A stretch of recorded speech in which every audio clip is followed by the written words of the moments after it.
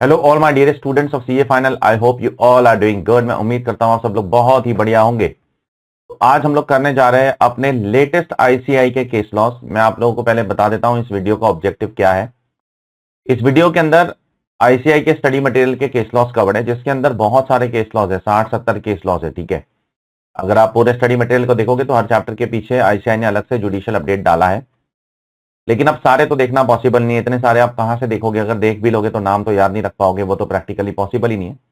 तो मैं आप लोगों को एक ट्रिक बताता हूं, बस उतना कर लो तो काफी हो जाएगा। ठीक है, वो बहुत बेसिक ट्रिक है, हर स्टूडेंट को पता है, बट स्टिल एक बार आप लोगों को और रिमाइंड करा दे रहा हूं।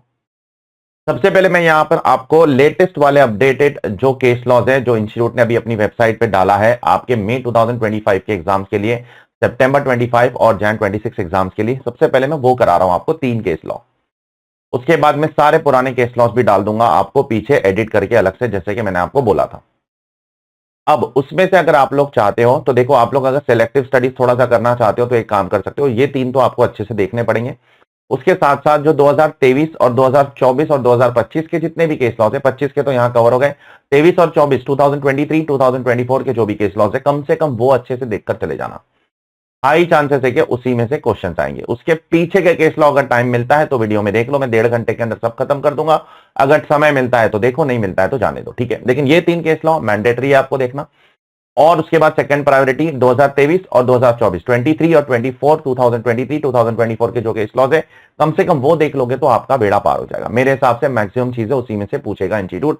अगर बहुत घुस के पूछना चाहता है तो 2012, 2014, 2016 के क्वेश्चन भी पूछ सकता है, फिर इंस्टीट्यूट की मर्जी, मुझे नहीं पता।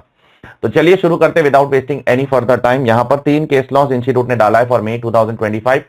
ये 3 केस लॉस सितंबर 25 के लिए भी एप्लीकेबल है, जैन 26 के लिए भी एप्लीकेबल है, और आपके सितंबर अटेम्प्ट और जैन अटेम्प्ट के लिए इंस्टीट्यूट कुछ और केस लॉस आगे जाकर ऐड करेगा जब आपका एग्जाम करीब आएगा। अभी मुझे नहीं पता उसका क्या होगा जब मैं ये रिकॉर्ड कर रहा हूं। ठीक है, तो जब वो additional case laws institute add करेगा, 3-4 केस लॉस और ऐड करेगा, उसका भी मैं आपको वीडियो बनाकर उसे एक्सप्लेन कर दूंगा, क्योंकि एक्सप्लेन करना बहुत जरूरी है, क्योंकि ये ट्रिकी केस लॉस है। अब ये देखो पहला वाला कितना ट्रिकी केस लॉ है, मैं आपको समझाता हूं। देखो क्या है, bank of Rajasthan versus commission of income tax 2024 का केस लॉ है। क्या हो रहा है सर इस केस में? थोड़ा सा ट्रिकी केस लॉ है। Whether the interest paid by the bank for broken period on purchase of security be claimed as revenue expenditure। तो सबसे पहले अपने को ये समझना पड़ेगा कि भाई ये ब्रोकन पीरियड का इंटरेस्ट होता क्या है। ठीक है, जरा ध्यान से सुनना। उसको समझाने के लिए मैंने यहाँ पर एक टाइम स्केल डायग्राम बनाया, उससे मैं आपको ये अच्छे से एक्सप्लेन कर दूंगा, चिंता मत करना। ठीक है, ये बैंक क्या करती है बताए? ये वाली बैंक, ये जो राजस्थान है, बैंक ऑफ राजस्थान क्या करती है? ये है ना, ये एक शेड्यूल बैंक है, और ये है ना गवर्नमेंट सिक्योरिटी परचेज करती है, सेल करती है। ठीक है, और उसको स्टॉक इन ट्रेड की तरह अपने बुक्स ऑफ अकाउंट्स के अंदर दिखाती है। ये बहुत इंपॉर्टेंट लाइन है, इसकी वजह से पूरा जजमेंट बदल जाएगा आगे जाकर, जरा ध्यान से सुनना। ये बैंक क्या करती है? बैंक खरीदती है, बेचती है, खरीदती बेचती है गवर्नमेंट सिक्योरिटी, और उसको स्टॉक इन ट्रेड की तरह बैलेंस शीट पे दिखाती है। अब चलो समझते हैं ब्रोकन पीरियड का इंटरेस्ट क्या होता है। ठीक है, जरा ध्यान से सुनना। मान लो बैंक जो भी सिक्योरिटी खरीद रही है, उसका जो इंटरेस्ट पेएबल है ना, वो 1 अप्रैल को पेएबल है। मान लो मतलब वो 1 अप्रैल को गवर्नमेंट पे करती है। ठीक है, गवर्नमेंट का ड्यू डेट क्या है इंटरेस्ट पे करने का? 1 अप्रैल। तो अभी इंटरेस्ट कब मिलेगा? 1 अप्रैल 2024। उसके बाद अगले साल 1 अप्रैल 2025 या 31 मार्च 2025, जो भी बोलना है, एक आध दिन ऊपर नीचे चलता है। मतलब साल के पहले दिन पे गवर्नमेंट आपको इंटरेस्ट देती है। ठीक है, ध्यान से सुनना, ये इंटरेस्ट पेएबल का डेट है। आप कभी भी खरीदो बैंक में, अगर एफडी भी रखोगे तो एक डेट होती है ना, वो डेट को ये एफडी आपके इंटरेस्ट क्रेडिट होता है आपके एफडी अकाउंट में।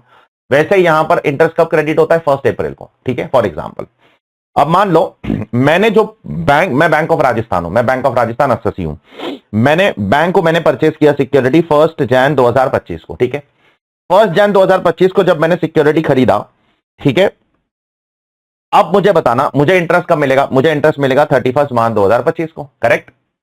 तो जब मैंने सिक्योरिटी खरीदा तो मुझे अभी 3 महीने बाद इंटरेस्ट मिलने वाला है। कितने साल के लिए इंटरेस्ट मिलेगा? पूरे साल के लिए। ठीक है, अब मुझे बताना, ये 9 महीने के लिए क्या मैंने सिक्योरिटी होल्ड किया था? नहीं होल्ड किया था, मैंने सिक्योरिटी थोड़ी होल्ड किया था, लेकिन उस 9 महीने के लिए भी मुझे इंटरेस्ट मिल रहा है, करेक्ट?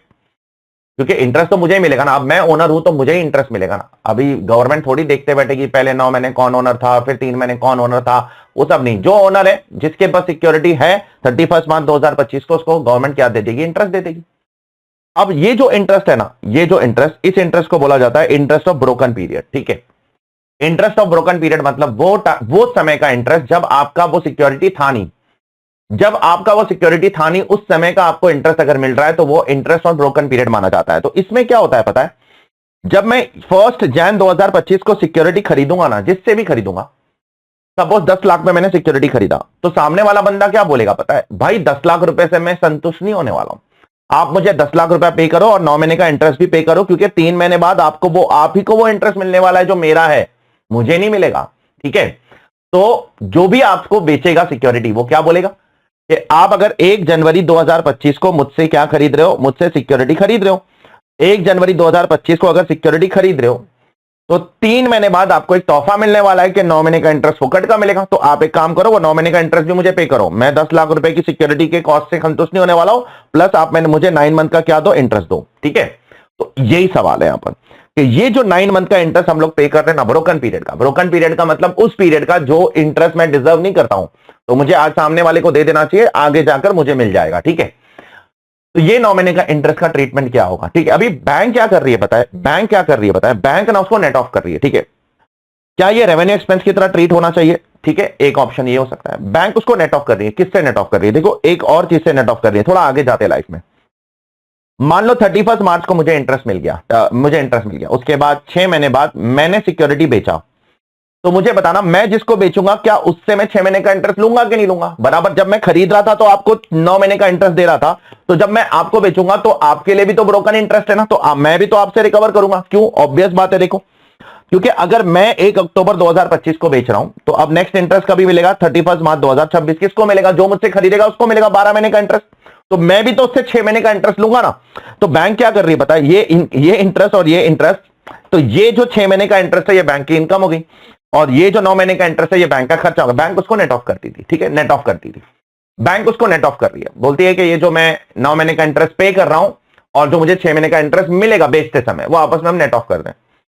कमिश्नर ने सेक्शन 263 में खोल डाला तुम्हारा रिविजनरी प्रोसीडिंग, और बोला कि एओ का ऑर्डर एरोनियस है, prejudicial to the interest of revenue है। ठीक है, और बोला कि ऐसे नहीं कर सकते हो। तो अब क्या करना चाहिए भाई ऐसे केस में? ठीक है, what has to be done in this case, ऐसे केस में क्या करना चाहिए? तो ऐसे केस में ना डिपेंड करता है कि बैंक उस सिक्योरिटी को क्या कैपेसिटी में होल्ड कर रही है। बैंक अपनी सिक्योरिटी को 3 कैपेसिटी में होल्ड करती है, जरा ध्यान से सुनना। पहली कैपेसिटी है हेल्ड टू मैच्योरिटी, एक वो सिक्योरिटी होती है जो मैच्योरिटी तक बैंक होल्ड करेगी, लॉन्ग टर्म पर्पस के लिए होता है। ठीक है, दूसरा है अवेलेबल फॉर सेल, जो कभी भी बेचने के लिए अवेलेबल है, और तीसरा हेल्ड फॉर ट्रेडिंग। ठीक है, अब ध्यान से सुनना, कोर्ट ने क्या बोला पता है, जो अवेलेबल फॉर सेल है ना और जो हेल्ड फॉर ट्रेडिंग है ना, वो आपका, वो उसके लिए आप जो भी खर्चा करोगे ना ब्रोकन पीरियड का इंटरेस्ट, वो रेवेन्यू एक्सपेंस की तरह ट्रीट कर सकते हो। कौन सा वाला? जो अवेलेबल फॉर सेल है, और जो कौन सा है, जो हेल्ड फॉर ट्रेडिंग है, ये शॉर्ट टर्म पीरियड के लिए, उसके लिए जो भी खर्चा करोगे वो आप रेवेन्यू एक्सपेंस की तरह ट्रीट कर सकते हो। और कोर्ट ने बोला जो हेल्ड टू मैच्योरिटी है ना, उसके लिए जो खर्चा कर रहे हो ना ब्रोकन पीरियड का 9 महीने का इंटरेस्ट है ना, वो आप कॉस्ट ऑफ एक्विजिशन में ऐड करके उसको बेचते समय कॉस्ट ऑफ एक्विजिशन में से माइनस करना, उसको आप रेवेन्यू एक्सपेंस की तरह ट्रीट नहीं करना। तो अब इस क्वेश्चन के अंदर देखो, पहली लाइन में मैंने आपको कुछ पढ़ाया था, असेसी शेड्यूल्ड बैंक है, वो परचेज करता है, सेल करता है गवर्नमेंट सिक्योरिटी, और उसको वो स्टॉक इन ट्रेड की तरह होल्ड करता है। स्टॉक इन ट्रेड की तरह होल्ड करता है मतलब वो उसके लिए अवेलेबल फॉर सेल है। ठीक है, हेल्ड फॉर ट्रेडिंग है, वो ट्रेडिंग के लिए होल्ड कर रहा है, अवेलेबल फॉर सेल है, देयरफॉर वो स्टॉक इन ट्रेड की तरह होल्ड कर रहा है। इसलिए कोर्ट ने जजमेंट क्या दिया कि जो भी ब्रोकन पीरियड का आप इंटरेस्ट दे रहे हो 9 महीने का, उसको आप क्या करो, वो 9 महीने के इंटरेस्ट को आप रेवेन्यू एक्सपेंस की तरह ट्रीट करो। I hope it is clear to all of you. बहुत ही जबरदस्त केस लॉ था ये अगर आप खुद से पढ़ोगे तो आपको इतना अच्छे से समझ नहीं आएगा। बाकी अगले 2 केस लॉ आसान है, इतने ज्यादा कॉम्प्लिकेटेड नहीं है। अब अगला वाला case law, PCIT versus Adadhyan technologies private limited 2024। नाम भी कैसे अजीब है, देखो ना। चलो देखते हैं यहां पर क्या है। Whether the expense incurred by the associate toward development of software advertisement, software for advertisement, तो अससी ने कुछ सॉफ्टवेयर बनाया है, ठीक है, लेकिन वो सॉफ्टवेयर ठीक से बना नहीं, अबेंडन हो गया। ठीक है, तो क्या उसका जो खर्चा है, क्या वो रेवेन्यू एक्सपेंस की तरह ट्रीट किया जा सकता है? ठीक है, अससी ने कोई सॉफ्टवेयर बनाया लेकिन वो सॉफ्टवेयर ठीक से बना नहीं, या कुछ पता नहीं क्या हो गया, उसको अबेंडन करना पड़ा। अबेंडन करने की वजह से अब उस खर्चे तो हो गए हैं, क्या उन खर्चों का डिडक्शन उसको मिलेगा? तो कोर्ट ने बोला हाँ मिलेगा। क्यों? क्योंकि कोई एसेट क्रिएट नहीं हुआ है ना। अगर कोई एसेट क्रिएट होता और एंड्यूरिंग बेनिफिट मिलता जिंदगी भर के लिए, तो फिर उसके ऊपर जो खर्चा किया होता वो हम कैपिटलाइज करते, रेवेन्यू एक्सपेंस की तरह ट्रीट नहीं करते। ऐसे पहले भी क्वेश्चन आ चुके हैं। अभी कोई एसेट ही क्रिएट नहीं हुआ है तो उसका जो भी खर्चा है वो आप रेवेन्यू एक्सपेंस की तरह ले सकते हो। यहां पर यही बोला गया, बस और कुछ नहीं। चेक कर लेते एक बार। The SSC is engaged in the business of rendering customized internet advertising services to advertisers. Which could be used on desktop. ये उसका काम है। क्या काम है? Business of rendering customize internet advertising services to advertisers. उसके लिए एसएससी ने इनकर किया कुछ खर्चा, लेकिन कुछ टेक्नोलॉजी में चेंज आ गया। कभी कभी कुछ तुम करते हो और तब तक दुनिया इतनी बदल जाती है कि तुमने जो किया था वो पुराना हो जाता है, वो ऑब्सोलीट हो जाता है, तो उसको अबेंडन करना पड़ेगा। तो कोर्ट ने बोला कोई दिक्कत नहीं है, जो भी अबेंडन हो रहा है उसका जो भी खर्चा हुआ है उसका आपको डिडक्शन मिल जाएगा। ठीक है, आपका कोई यहां पर एंड्यूरिंग बेनिफिट नहीं मिल रहा है तो इसको रेवेन्यू एक्सपेंस की तरह ट्रीट करो। उस हाई कोर्ट का ऑर्डर है, सुप्रीम कोर्ट ने भी इसको रिजेक्ट कर दिया, बोला कि इसको रेवेन्यू एक्सपेंस की तरह ट्रीट कर सकते हो, कोई दिक्कत वाली बात नहीं है, you can claim that as an expenditure. ठीक है, अब तीसरा केस लॉ, ये भी बढ़िया केस लॉ है, नाम इसका भी अतरंगी है, Johnson Matthey public limited company versus commissioner of income tax. ठीक है, अब जरा ध्यान से सुनना इसमें क्या हो रहा है, मैं आपको समझा देता हूं थोड़ा इसका मोडस ऑपरेंडी कैसे चल रहा है। यहां पर एक फॉरेन कंपनी है, फॉरेन होल्डिंग कंपनी है, ठीक है, और यहां पर अपनी इंडियन सब्सिडरी है। ठीक है, अब इंडियन सब्सिडरी को पैसा चाहिए, लोन चाहिए, लोन लोन लोन। तो फॉरेन होल्डिंग कंपनी ने ना इंडियन सब्सिडरी को ना लोन दिलाने के लिए एक फॉरेन बैंक से बात किया, उसको गारंटी भी दिया। ठीक है, ध्यान से सुनना मैं क्या बोल रहा हूं। पहले दो लोग को देखो बस, एक फॉरेन होल्डिंग कंपनी है और एक Indian subsidiary, holding subsidiary. Foreign company holding है, इंडियन कंपनी सब्सिडरी है। अब इंडियन कंपनी को पैसा चाहिए, लोन चाहिए। फॉरेन होल्डिंग कंपनी ने बोला तू टेंशन क्यों लेता है, मैं हूं ना, मैं एक फॉरेन बैंक से बात करता हूं, उसको गारंटी देता हूं, वो तेरे को लोन देगा। ठीक है, तो उसको इंटरेस्ट पे करते रहना। ठीक है, तो कौन किसको लोन देगा? फॉरेन बैंक इंडियन सब्सिडरी को लोन देगा, ये इसको इंटरेस्ट देगा। और गारंटी कौन देगा? फॉरेन होल्डिंग कंपनी इसको गारंटी मैं दूंगा, तू टेंशन क्यों लेता है, तू टेंशन मत ले। अब इंडियन सब्सिडरी कंपनी ने बोला कि ठीक है, अब इतना आप मेरे लिए कर रहे हो तो मैं आपको एक गारंटी चार्जेस पे करूंगी। ठीक है, क्योंकि आप भी मेरे लिए इतना फेवर कर रहे हो ना। कौन बोला? बच्चे ने बाप को बोला, सब्सिडरी बच्चा होता है ना, बच्चे ने बाप को बोला कि आप मेरे लिए इतना कर रहे हो तो मैं आपको गारंटी चार्जेस दूंगा। अब सवाल ये उठ रहा है क्या ये गारंटी चार्जेस इंटरेस्ट माना जा सकता है? ठीक है, तो उसके लिए आपको इंटरेस्ट का डेफिनेशन यहां पर दिया गया है। सबसे पहले सेक्शन 228A के अंदर मैंने क्लास में बताया था, इंटरेस्ट का डेफिनेशन सेक्शन 2 ब्रैकेट 28A के अंदर दिया गया है। और साथ साथ में यहां पर DTAA के बीच में इंडिया, ये क्योंकि फॉरेन कंपनी यूके की है ना, तो इंडिया और यूके के DTAA के अंदर आर्टिकल जो भी नंबर है, मुझे नहीं पता एग्जैक्ट नंबर क्या है, उस आर्टिकल के अंदर इंटरेस्ट का डेफिनेशन क्या दिया गया, उसका भाषण दिया गया। ठीक है, अब दोनों के अंदर एक चीज इंपॉर्टेंट है कि देखो इंटरेस्ट क्या होता है। Interest means any expense. Interest का डेफिनेशन जो इनकम टैक्स में ना सेक्शन 228 में, इंटरेस्ट मींस इंटरेस्ट पेबल और any other charges in relation to debt borrowed. अब मुझे बताना, क्या आपने डेट फॉरेन कंपनी से बोरो किया है? नहीं किया है, ये तो थर्ड पार्टी है, ये तो स्ट्रेंजर है, कोर्ट बोलता है। आप जो फॉरेन बैंक को पे करोगे ना, फिर वो इंटरेस्ट पे करो, डॉक्यूमेंटेशन चार्जेस पे करो, प्रोसेसिंग चार्जेस फॉरेन बैंक को पे करोगे ना, वो इंटरेस्ट कहलाया जा सकता है। लेकिन ये तो स्ट्रेंजर है ना, इस स्ट्रेंजर को आप गारंटी फी दे रहे हो, आप दोनों के बीच में थोड़ी कोई लोन का कॉन्ट्रैक्ट है। तो इस स्ट्रेंजर को जो आप गारंटी फी दे रहे हो ना, इससे पैसा नहीं लिया है, उसको हम इंटरेस्ट नहीं कह सकते। बस यही बोला गया है पूरा भाषण। बाकी इन्होंने यहां पर पूरा का पूरा आर्टिकल 12 क्लॉज 5 और फिर बाद में यहां पर डेफिनेशन ऑफ इंटरेस्ट, अभी ये सब ऑब्वियसली आप लिख नहीं सकते हो, कुछ इतना पॉसिबल नहीं है। अल्टीमेटली आप लास्ट पैराग्राफ देख लोगे, undoubtedly assessee is a stranger to the privity of the loan transaction in as much as the contract of the loan is different from the guarantee। बस इतना लिख देना और एंड में बोल देना, accordingly the high court held that guarantee fee would neither fall with in the ambit of article 12 और under 228A। ये लिख के आना जरूर, will neither fall under article 12 और अंडर सेक्शन 228। भले तुमने ये पढ़ा नहीं है तो क्या हुआ, लेकिन ये लिख के आओगे तो कम से कम इंस्टीट्यूट को लगेगा कि भाई इसको पता है आर्टिकल 12(5) क्या है और सेक्शन 228A क्या है। ठीक है, I hope it is clear to all of you. तो ये 3 नए केस लॉज है जो इंस्टीट्यूट ने डाले हैं। अब इसके बाद सारे पुराने केस लॉज मैं यहां पर अटैच कर रहा हूं उसके पीछे, आप लोग वो भी अच्छे से देख लेना। मैं फिर से कह रहा हूं 2023 और 24 वाले अच्छे से देख लेना, उसके पहले वाले अगर नहीं भी देखोगे तो चलेगा, नीचे टाइम स्टैम्प पे मैंने सारे के सारे डाल के रखे हैं, आप उसको चेक कर लेना। ठीक है, सबसे पहला केस लॉ है यहां पर Honda seal cars limited India versus commission of income tax, supreme court का जजमेंट है 2017। सर नाम याद रखना जरूरी है, देखो अगर आप रख सकते हो तो बहुत अच्छी बात है, नहीं याद रख सकते हो तो इट्स ओके, चलेगा। तो जितना कोशिश कर सकते हो करो, नहीं कर सकते हो तो इट्स ओके। जबरदस्ती बहुत ज्यादा दिमाग पे स्ट्रेस मत डालो, नाम याद रखने के चक्कर में कंटेंट मत भूल जाना, नाम याद रखने के चक्कर में बचा हुआ सिलेबस मत गड़बड़ कर देना, केस लॉ का नाम याद रखने के चक्कर में आंसर्स मत गलत लिख देना। तो केस लॉ का नाम सेकंड प्रायोरिटी है, फर्स्ट प्रायोरिटी नहीं है। फर्स्ट प्रायोरिटी आपका कंटेंट अच्छे से लिखना आपके एग्जाम में ज्यादा इंपॉर्टेंट है। ठीक है, सो नाम आपका पर्सनल चॉइस है, याद रख सकते हो तो अच्छी बात है, नहीं याद रख सकते हो तो भी चलेगा। इसका मतलब ये नहीं है कि अगर आप नाम नहीं लिखोगे तो आप एग्जाम में पास नहीं होंगे, ऐसा बिल्कुल भी नहीं है। ठीक है, फिर भी आप अच्छे नंबरों से एग्जामिनेशन से पास हो सकते हो, बिना केस लॉ का नाम लिखे भी, it's okay, don't worry about it, ठीक है, don't at all worry about it. तो चलिए सबसे पहला केस लॉ शुरू करते हैं Honda seal cars India limited का। ये बहुत ही टेक्निकल केस लॉ है। इसके अंदर क्या हुआ था मैं आपको पहले बता देता हूं। जैसे कि आप जानते हो ये कार कंपनी है, और अगर ये कार कंपनी है तो ये रिसर्च एंड डेवलपमेंट तो बहुत करती होगी। तो इसने बहुत सारी कंपनी उसके साथ एक जॉइंट वेंचर किया, ठीक है, एक जॉइंट वेंचर किया for the purpose of some know how, कुछ नो हाउ के लिए इन्होंने जॉइंट वेंचर किया, क्योंकि ये लोग सब मिलकर कुछ रिसर्च एंड डेवलपमेंट करना चाहते हैं। होंडा कार एंड सील्स का Honda seal cars India limited और दूसरी कंपनीज ने मिलकर जॉइंट वेंचर किया कुछ नो हाउ पता लगाने के लिए। अब उसमें हर एक कंपनी को थोड़ा थोड़ा टेक्निकल फीस पे करना पड़ रहा था, ठीक है। उस नो हाउ के बारे में रिसर्च करने के लिए, रिसर्च करना है तो पैसा तो खर्चा करना पड़ेगा, उस नो हाउ के रिसर्च करने के लिए हर एक कंपनी को थोड़ा थोड़ा पैसा देना पड़ रहा था in the form of technical fees. तो सवाल यहां पर यह उठ गया कोर्ट के सामने कि ये जो टेक्निकल फीस कंपनी पे कर रही है, क्या ये रेवेन्यू है या ये कैपिटल है। अगर रेवेन्यू है तो उसका डिडक्शन आपको बिजनेस एंड प्रोफेशन में मिल जाएगा, और अगर कैपिटल है तो इसका डिडक्शन आपको बिल्कुल नहीं मिलने वाला है, because we all know that capital expenditure का डिडक्शन आपको बिजनेस एंड प्रोफेशन में नहीं मिलता है। तो मुद्दा चला गया कोर्ट में।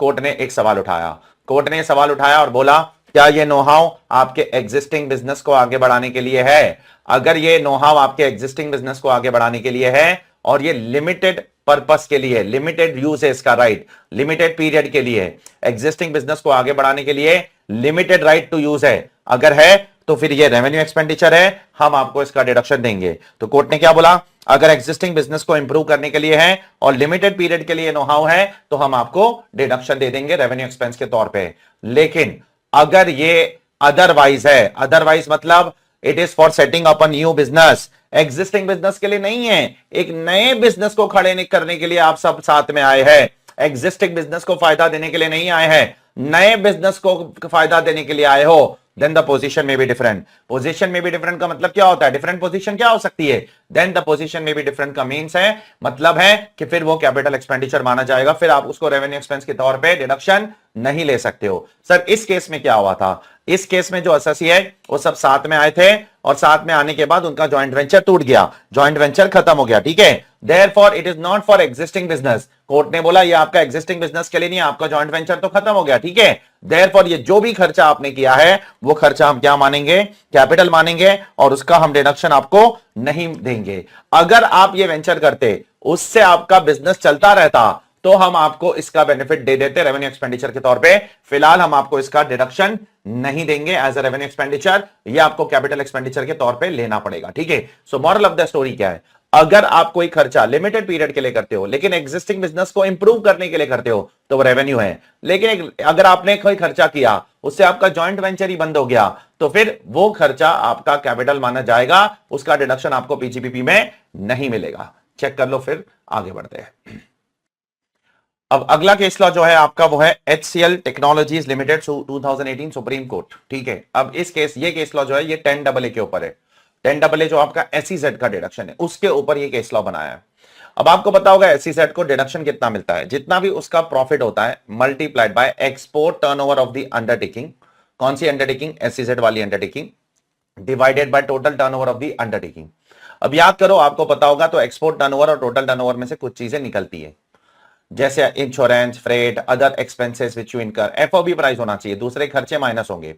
तो यहां पर एसएससी ने कुछ खर्चा किया फॉरेन एक्सचेंज में, फॉरेन एक्सचेंज में खर्चा किया, point number 1, for some technical services outside India. तो एसएससी ने अगर कोई फॉरेन एक्सचेंज में कोई खर्चा किया for some technical services outside India, तो क्या वो एक्सपोर्ट टर्नओवर और टोटल टर्नओवर दोनों में से माइनस होगा? The answer is yes. The court ने बोला अगर आप कोई एक्सपेंस करते हो in the nature of provision for technical services outside India, provision for technical service का खर्चा करते हो, आउटसाइड इंडिया करते हो और फॉरेन एक्सचेंज में करते हो, तो आपको इसको एक्सपोर्ट टर्नओवर और टोटल टर्नओवर से क्या करना पड़ेगा? माइनस करना पड़ेगा 10AA का डिडक्शन लेते समय। यहां पर चेक कर लो, ठीक है।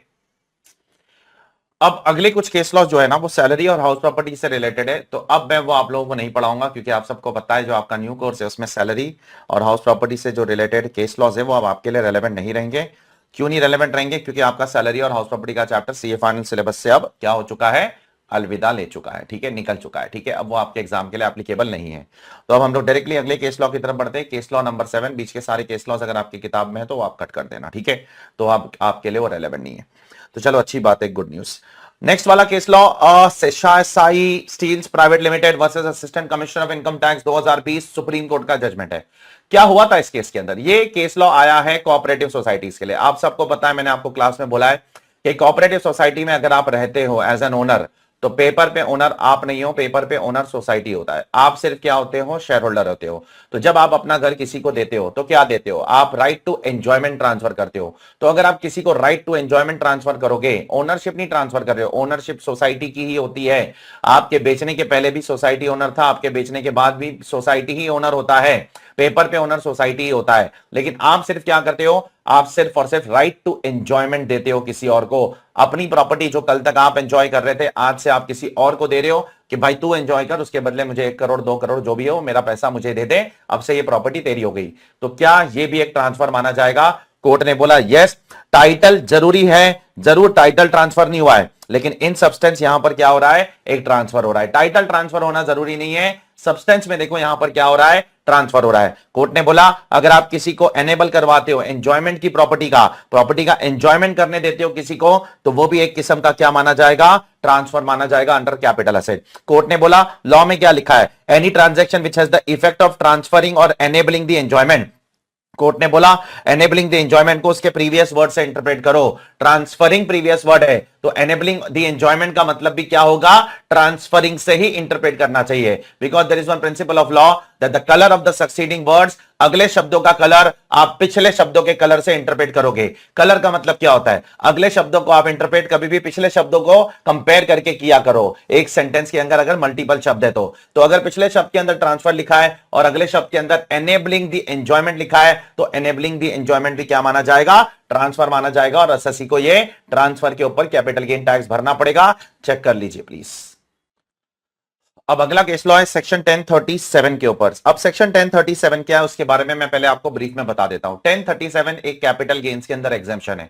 अगर आप इंडिविजुअल एचयूएफ हो और अगर आपके पास अर्बन एग्रीकल्चरल लैंड है जो आप यूज कर रहे थे या आपके पेरेंट्स यूज कर रहे थे कम से कम 2 साल के लिए एग्रीकल्चर पर्पस के लिए, और ऐसी जमीन को अगर गवर्नमेंट क्या करती है? कंपल्सरीली एक्वायर कर लेती है, तो सेक्शन 1037 में वो कैपिटल गेन्स एग्जेम्प्ट है और एग्जेम्प्ट है।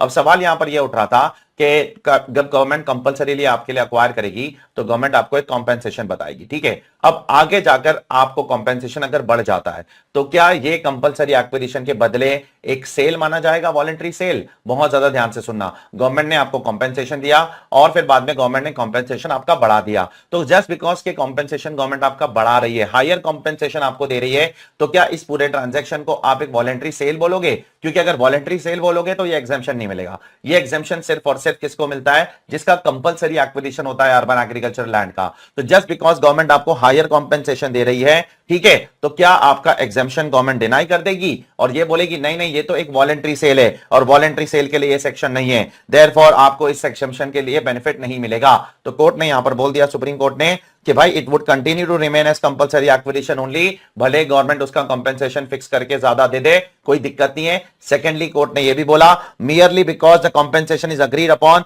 The character of acquisition will not change from compulsory acquisition to voluntary sale. Just because government ने क्या किया है? उसका कंपेंसेशन अग्री किया है, इसका मतलब ये नहीं है कि आपका जो सेल है, आपका जो कंपलसरी एक्विजिशन है वो एक वॉलंटरी सेल बन जाएगा और हम आपको 1037 के एग्जेम्पशन से बाहर निकाल देंगे। आपको 1037 का एग्जेम्पशन मिलता रहेगा, not just because your compensation is higher.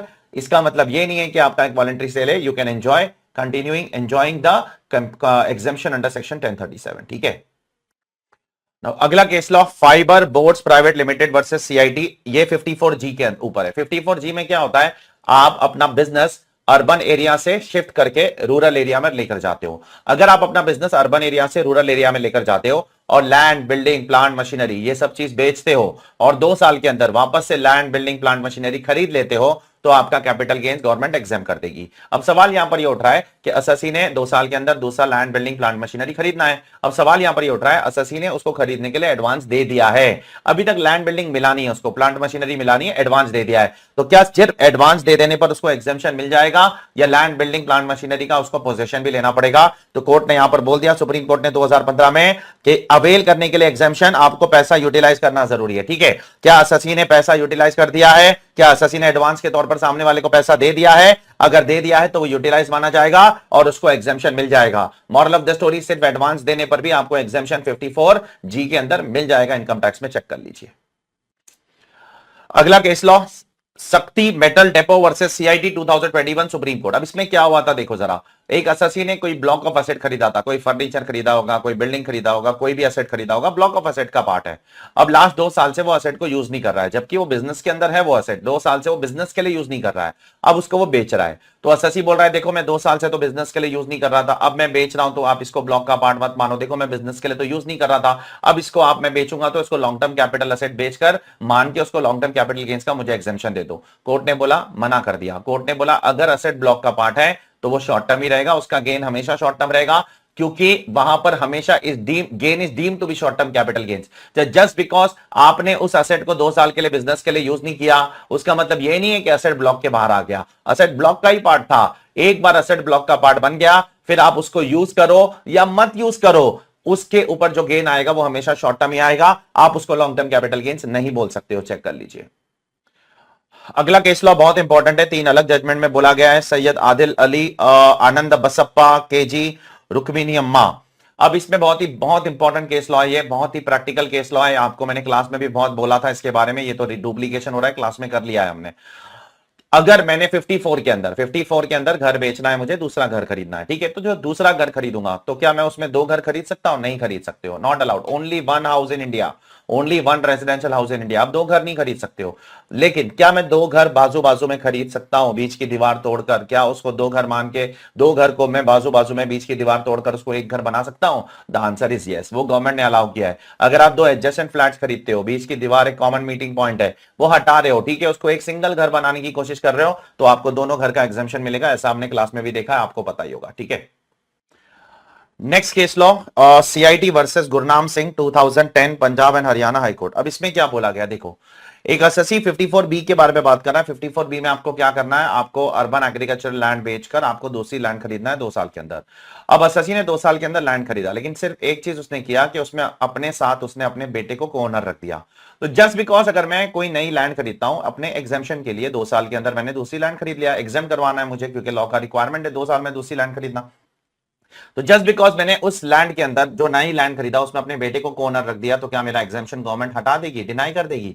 तो कोर्ट ने बोला नहीं नहीं, Punjab and Haryana high court ने बोला merely because the SSC son is a co-owner that will not deny the exemption. SSC को एग्जामेशन मिलकर रहेगा, चिंता मत करिए। चेक कर लीजिए प्लीज। अगले केस लॉ की तरफ बढ़ते, CIT versus Sambandam Uday Kumar 2012 Karnataka high court. ये एग्जामेशन भी सेक्शन 54F के ऊपर है। 54F के अंदर आपको दूसरा घर खरीदना होता है, ठीक है, आपको सब कुछ लॉन्ग टर्म कैपिटल एसेट बेचना है, घर को छोड़कर, घर को छोड़कर, घर को छोड़कर, और एक घर खरीदना है, ठीक है। अब एसएससी ने घर खरीद लिया, लेकिन कुछ छोटे मोटे काम उसमें बच गए थे। आपको पता है आपको घर 2 साल के अंदर खरीदना होता है, 3 साल में कंस्ट्रक्ट करना होता है। एसएससी का 3 साल खत्म हो गया, 3 साल का कंस्ट्रक्शन का पीरियड खत्म हो गया, लेकिन छोटे मोटे काम बच गए, कुछ फिनिशिंग के काम बच गए थे, जैसे फ्लोरिंग थोड़ी बहुत बच गई थी, इलेक्ट्रिक फिटिंग बच गई थी, थोड़ा सा डोर के ऊपर शटर वटर लगाना था वो बच गया था, बेसिक काम बचे थे। तो क्या जस्ट बिकॉज ऐसे छोटे मोटे काम बच गए, बाकी पूरा कंस्ट्रक्शन उसका हो गया था, बिल्डर ने कर दिया था पूरा कंस्ट्रक्शन, ठीक है, बस ऐसे छोटे मोटे काम बचे हुए थे। तो क्या इतने छोटे मोटे काम जो फिनिशिंग वर्क वाले काम है, ऑलमोस्ट बिल्डिंग पूरी रेडी है, ऑलमोस्ट बिल्डिंग पूरी रहने लायक है, छोटी मोटी चीजें अगर पेंडिंग है, तो क्या उसको हम बोलेंगे कि एसएससी ने टाइम पे कंस्ट्रक्शन कंप्लीट नहीं किया? तो कोर्ट ने बोला ऐसा मत करो प्लीज। अगर एसएससी ने पैसा इन्वेस्ट कर दिया है और अगर उसका कंस्ट्रक्शन कंप्लीट नहीं हुआ है छोटी मोटी चीजों की वजह से, ठीक है, और उसके वजह से वो पोजेशन नहीं ले पाया, तो उसका सेक्शन 54 का एग्जाम्पशन आप उसको मना नहीं कर सकते हो। चेक कर लो प्लीज। सो अगले केस लॉ के अंदर आपके 2 सेक्शन का मिक्सचर है, एक तो 50C और एक सेक्शन 54F। अब 50C आपको क्या बोलता है कि अगर आप लैंड या बिल्डिंग सेल करते हो तो आपका जो सेल कंसिडरेशन वो होगा वो स्टैम्प ड्यूटी वैल्यू और आपका actual consideration which ever is higher, अगर दोनों के बीच का डिफरेंस, अगर आपकी स्टैम्प ड्यूटी वैल्यू 110% से ज्यादा है तो ठीक है, तो आपको सेल कंसिडरेशन क्या लेना है, स्टैम्प ड्यूटी वैल्यू लेना है। अगर 110% तक है तो फिर आपको क्या करना है, आपको एक्चुअल कंसिडरेशन आपका सेल कंसिडरेशन के तौर पे लेना है, ठीक है। अब यहां पर एक एसएससी ने क्या किया, अपनी लैंड एंड बिल्डिंग बेच दिया, कितने में बेचा, 40 लाख में बेचा, ठीक है। उसके बाद उसकी जो स्टैंप ड्यूटी वैल्यू थी वो 50 लाख थी, ठीक है। अब इसको बेचकर उसको 12 लाख रुपए का कैपिटल गेन्स हो गया। अब 12 लाख रुपए का कैपिटल गेन्स बचाने के लिए उसने क्या किया, उसने एक दूसरा घर खरीदा 54F में, उसको एग्जेम्पशन चाहिए। अब आपको पता होगा 54F में अगर एग्जेम्पशन चाहिए तो आपको पूरा कंसिडरेशन इन्वेस्ट करना पड़ेगा। अब उसने कितना इन्वेस्ट किया, उसने 47 लाख रुपीस री इन्वेस्ट कर दिया, ठीक है। अब इस केस में इसका एग्जेम्पशन कैसे निकाला जाएगा, बहुत सिंपल फॉर्मूला है। जो भी गेन हो गया 12 लाख रुपया मल्टीप्लाइड बाय अमाउंट री इन्वेस्टेड, अमाउंट री invested is how much 47 lakh, divided by net consideration की जगह पर आपको स्टैंप ड्यूटी वैल्यू ले लेना है, क्योंकि वो आपका कंसिडरेशन है। अब आपका कंसिडरेशन 40 लाख थोड़ी है, आपका कंसिडरेशन 50 लाख रुपया है, तो डिनोमिनेटर में आपको 50 लाख रुपया ले लेना है। जो भी अमाउंट आ जाएगा वो आपका क्या बन जाएगा, कैपिटल गेन्स हो जाएगा, ठीक है। तो डिनोमिनेटर में आपको 40 लाख नहीं लेना है, डिनोमिनेटर में आपको 50 लाख ही लेना है, और न्यूमरेटर में आपने जो री इन्वेस्ट किया है 47 लाख वो लेना है। उस हिसाब से आपका एग्जेम्पशन डिटरमाइन होगा इन सेक्शन 54F। ये बोलना चाहता है ये पर्टिकुलर कर्नाटका हाईकोर्ट का judgment. I hope it is clear to all of you, ठीक है। Now next case law, Hindustan Unilever limited versus deputy commissioner of income tax, Bombay high court का जजमेंट है। यहां पर एसएससी ने 54EC में बॉन्ड्स खरीद लिया था, पेमेंट भी कर दिया था, लेकिन आप सबको पता है कि 54EC के अंदर जो पेमेंट करना होता है, जो इन्वेस्टमेंट करना होता है बॉन्ड्स का, NHAI REC, वो within 6 months from the date of transfer करना होता है। एसएससी ने सब कर दिया था, लेकिन अनफॉर्चुनेटली एसएससी को जो बॉन्ड्स इशू हुए गवर्नमेंट की तरफ से वो 6 महीने के बाद हुए। तो क्या एसएससी का एग्जेम्पशन आप मना कर दोगे जस्ट बिकॉज कि आपके बॉन्ड 6 महीने बाद इशू है? क्या एसएससी ने पेमेंट 6 महीने में कर दिया था? हाँ, इन्वेस्ट 6 महीने के अंदर उसने कर दिया था, सिर्फ उसको इशू गवर्नमेंट ने 6 महीने के बाद किया। तो इस पर बॉम्बे हाईकोर्ट ने बोला आपने पेमेंट कर दिया था, that is sufficient, within 6 months payment हो जाना चाहिए, बॉन्ड आफ्टर 6 मंथ्स भी इशू हो सकते हैं, कोई दिक्कत वाली बात नहीं है। Is it clear all of you? I hope it is clear to all of you. Next case law, Mavalia Bhikhu Bhai Bala Bhai versus ITO 2016, Gujarat high court का जजमेंट है। अब यहां पर एसएससी को एक लैंड एक्विजिशन एक्ट के अंदर, कौन से एक्ट के अंदर? लैंड एक्विजिशन एक्ट के अंदर सेक्शन 28 के through, section 28 of land acquisition act के थ्रू कुछ एनहांस कॉम्पेंसेशन पे इंटरेस्ट मिला। बहुत बारीकी से सुनना, एक कानून है लैंड एक्विजिशन एक्ट, उसके सेक्शन 28 के अंदर एसएससी को एनहांस कॉम्पेंसेशन के ऊपर कुछ इंटरेस्ट मिला।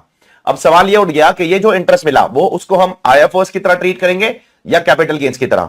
उसके लिए प्रैक्टिकल लाइफ में जज को भी लैंड एक्विजिशन एक्ट का सेक्शन 28 खोल के चेक करना पड़ेगा। जब जज ने लैंड एक्विजिशन एक्ट का सेक्शन 28 खोला तो जज को पता चला कि ये जो इंटरेस्ट है ना, ये इंटरेस्ट नहीं है, actually this represents the enhance value of the land. ये वैल्यू की एनहांस वैल्यू को, ये लैंड की एनहांस वैल्यू को रिप्रेजेंट करता है, ये इंटरेस्ट के तौर पे नहीं है। ये इसलिए नहीं लग रहा है कि गवर्नमेंट ने उसको पेमेंट करने में डिले कर दिया है, ये इसलिए लग रहा है क्योंकि एसएससी को एक्स्ट्रा अमाउंट मिलना चाहिए था इस लैंड के ऊपर। देयरफॉर कोर्ट ने बोला ये अदर सोर्स नहीं माना जाएगा, ये कैपिटल गेन्स माना जाएगा।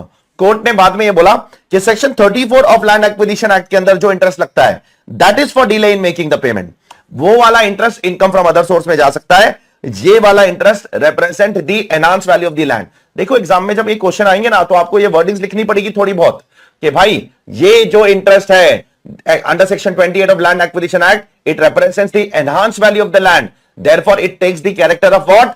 Capital gains and not the character of other source। इस तरीके के वर्ड्स लिखोगे तभी जाकर आपको एग्जाम में मार्क्स मिलने वाले हैं, नहीं तो इंस्टीट्यूट आपको पूरे मार्क्स नहीं देगा, से 4 में से 2 ही देगा या 1 ही देगा या 1.5 देगा। 4 में से 4 चाहिए तो आपकी वर्डिंग्स भी ठीक तरीके की होनी चाहिए।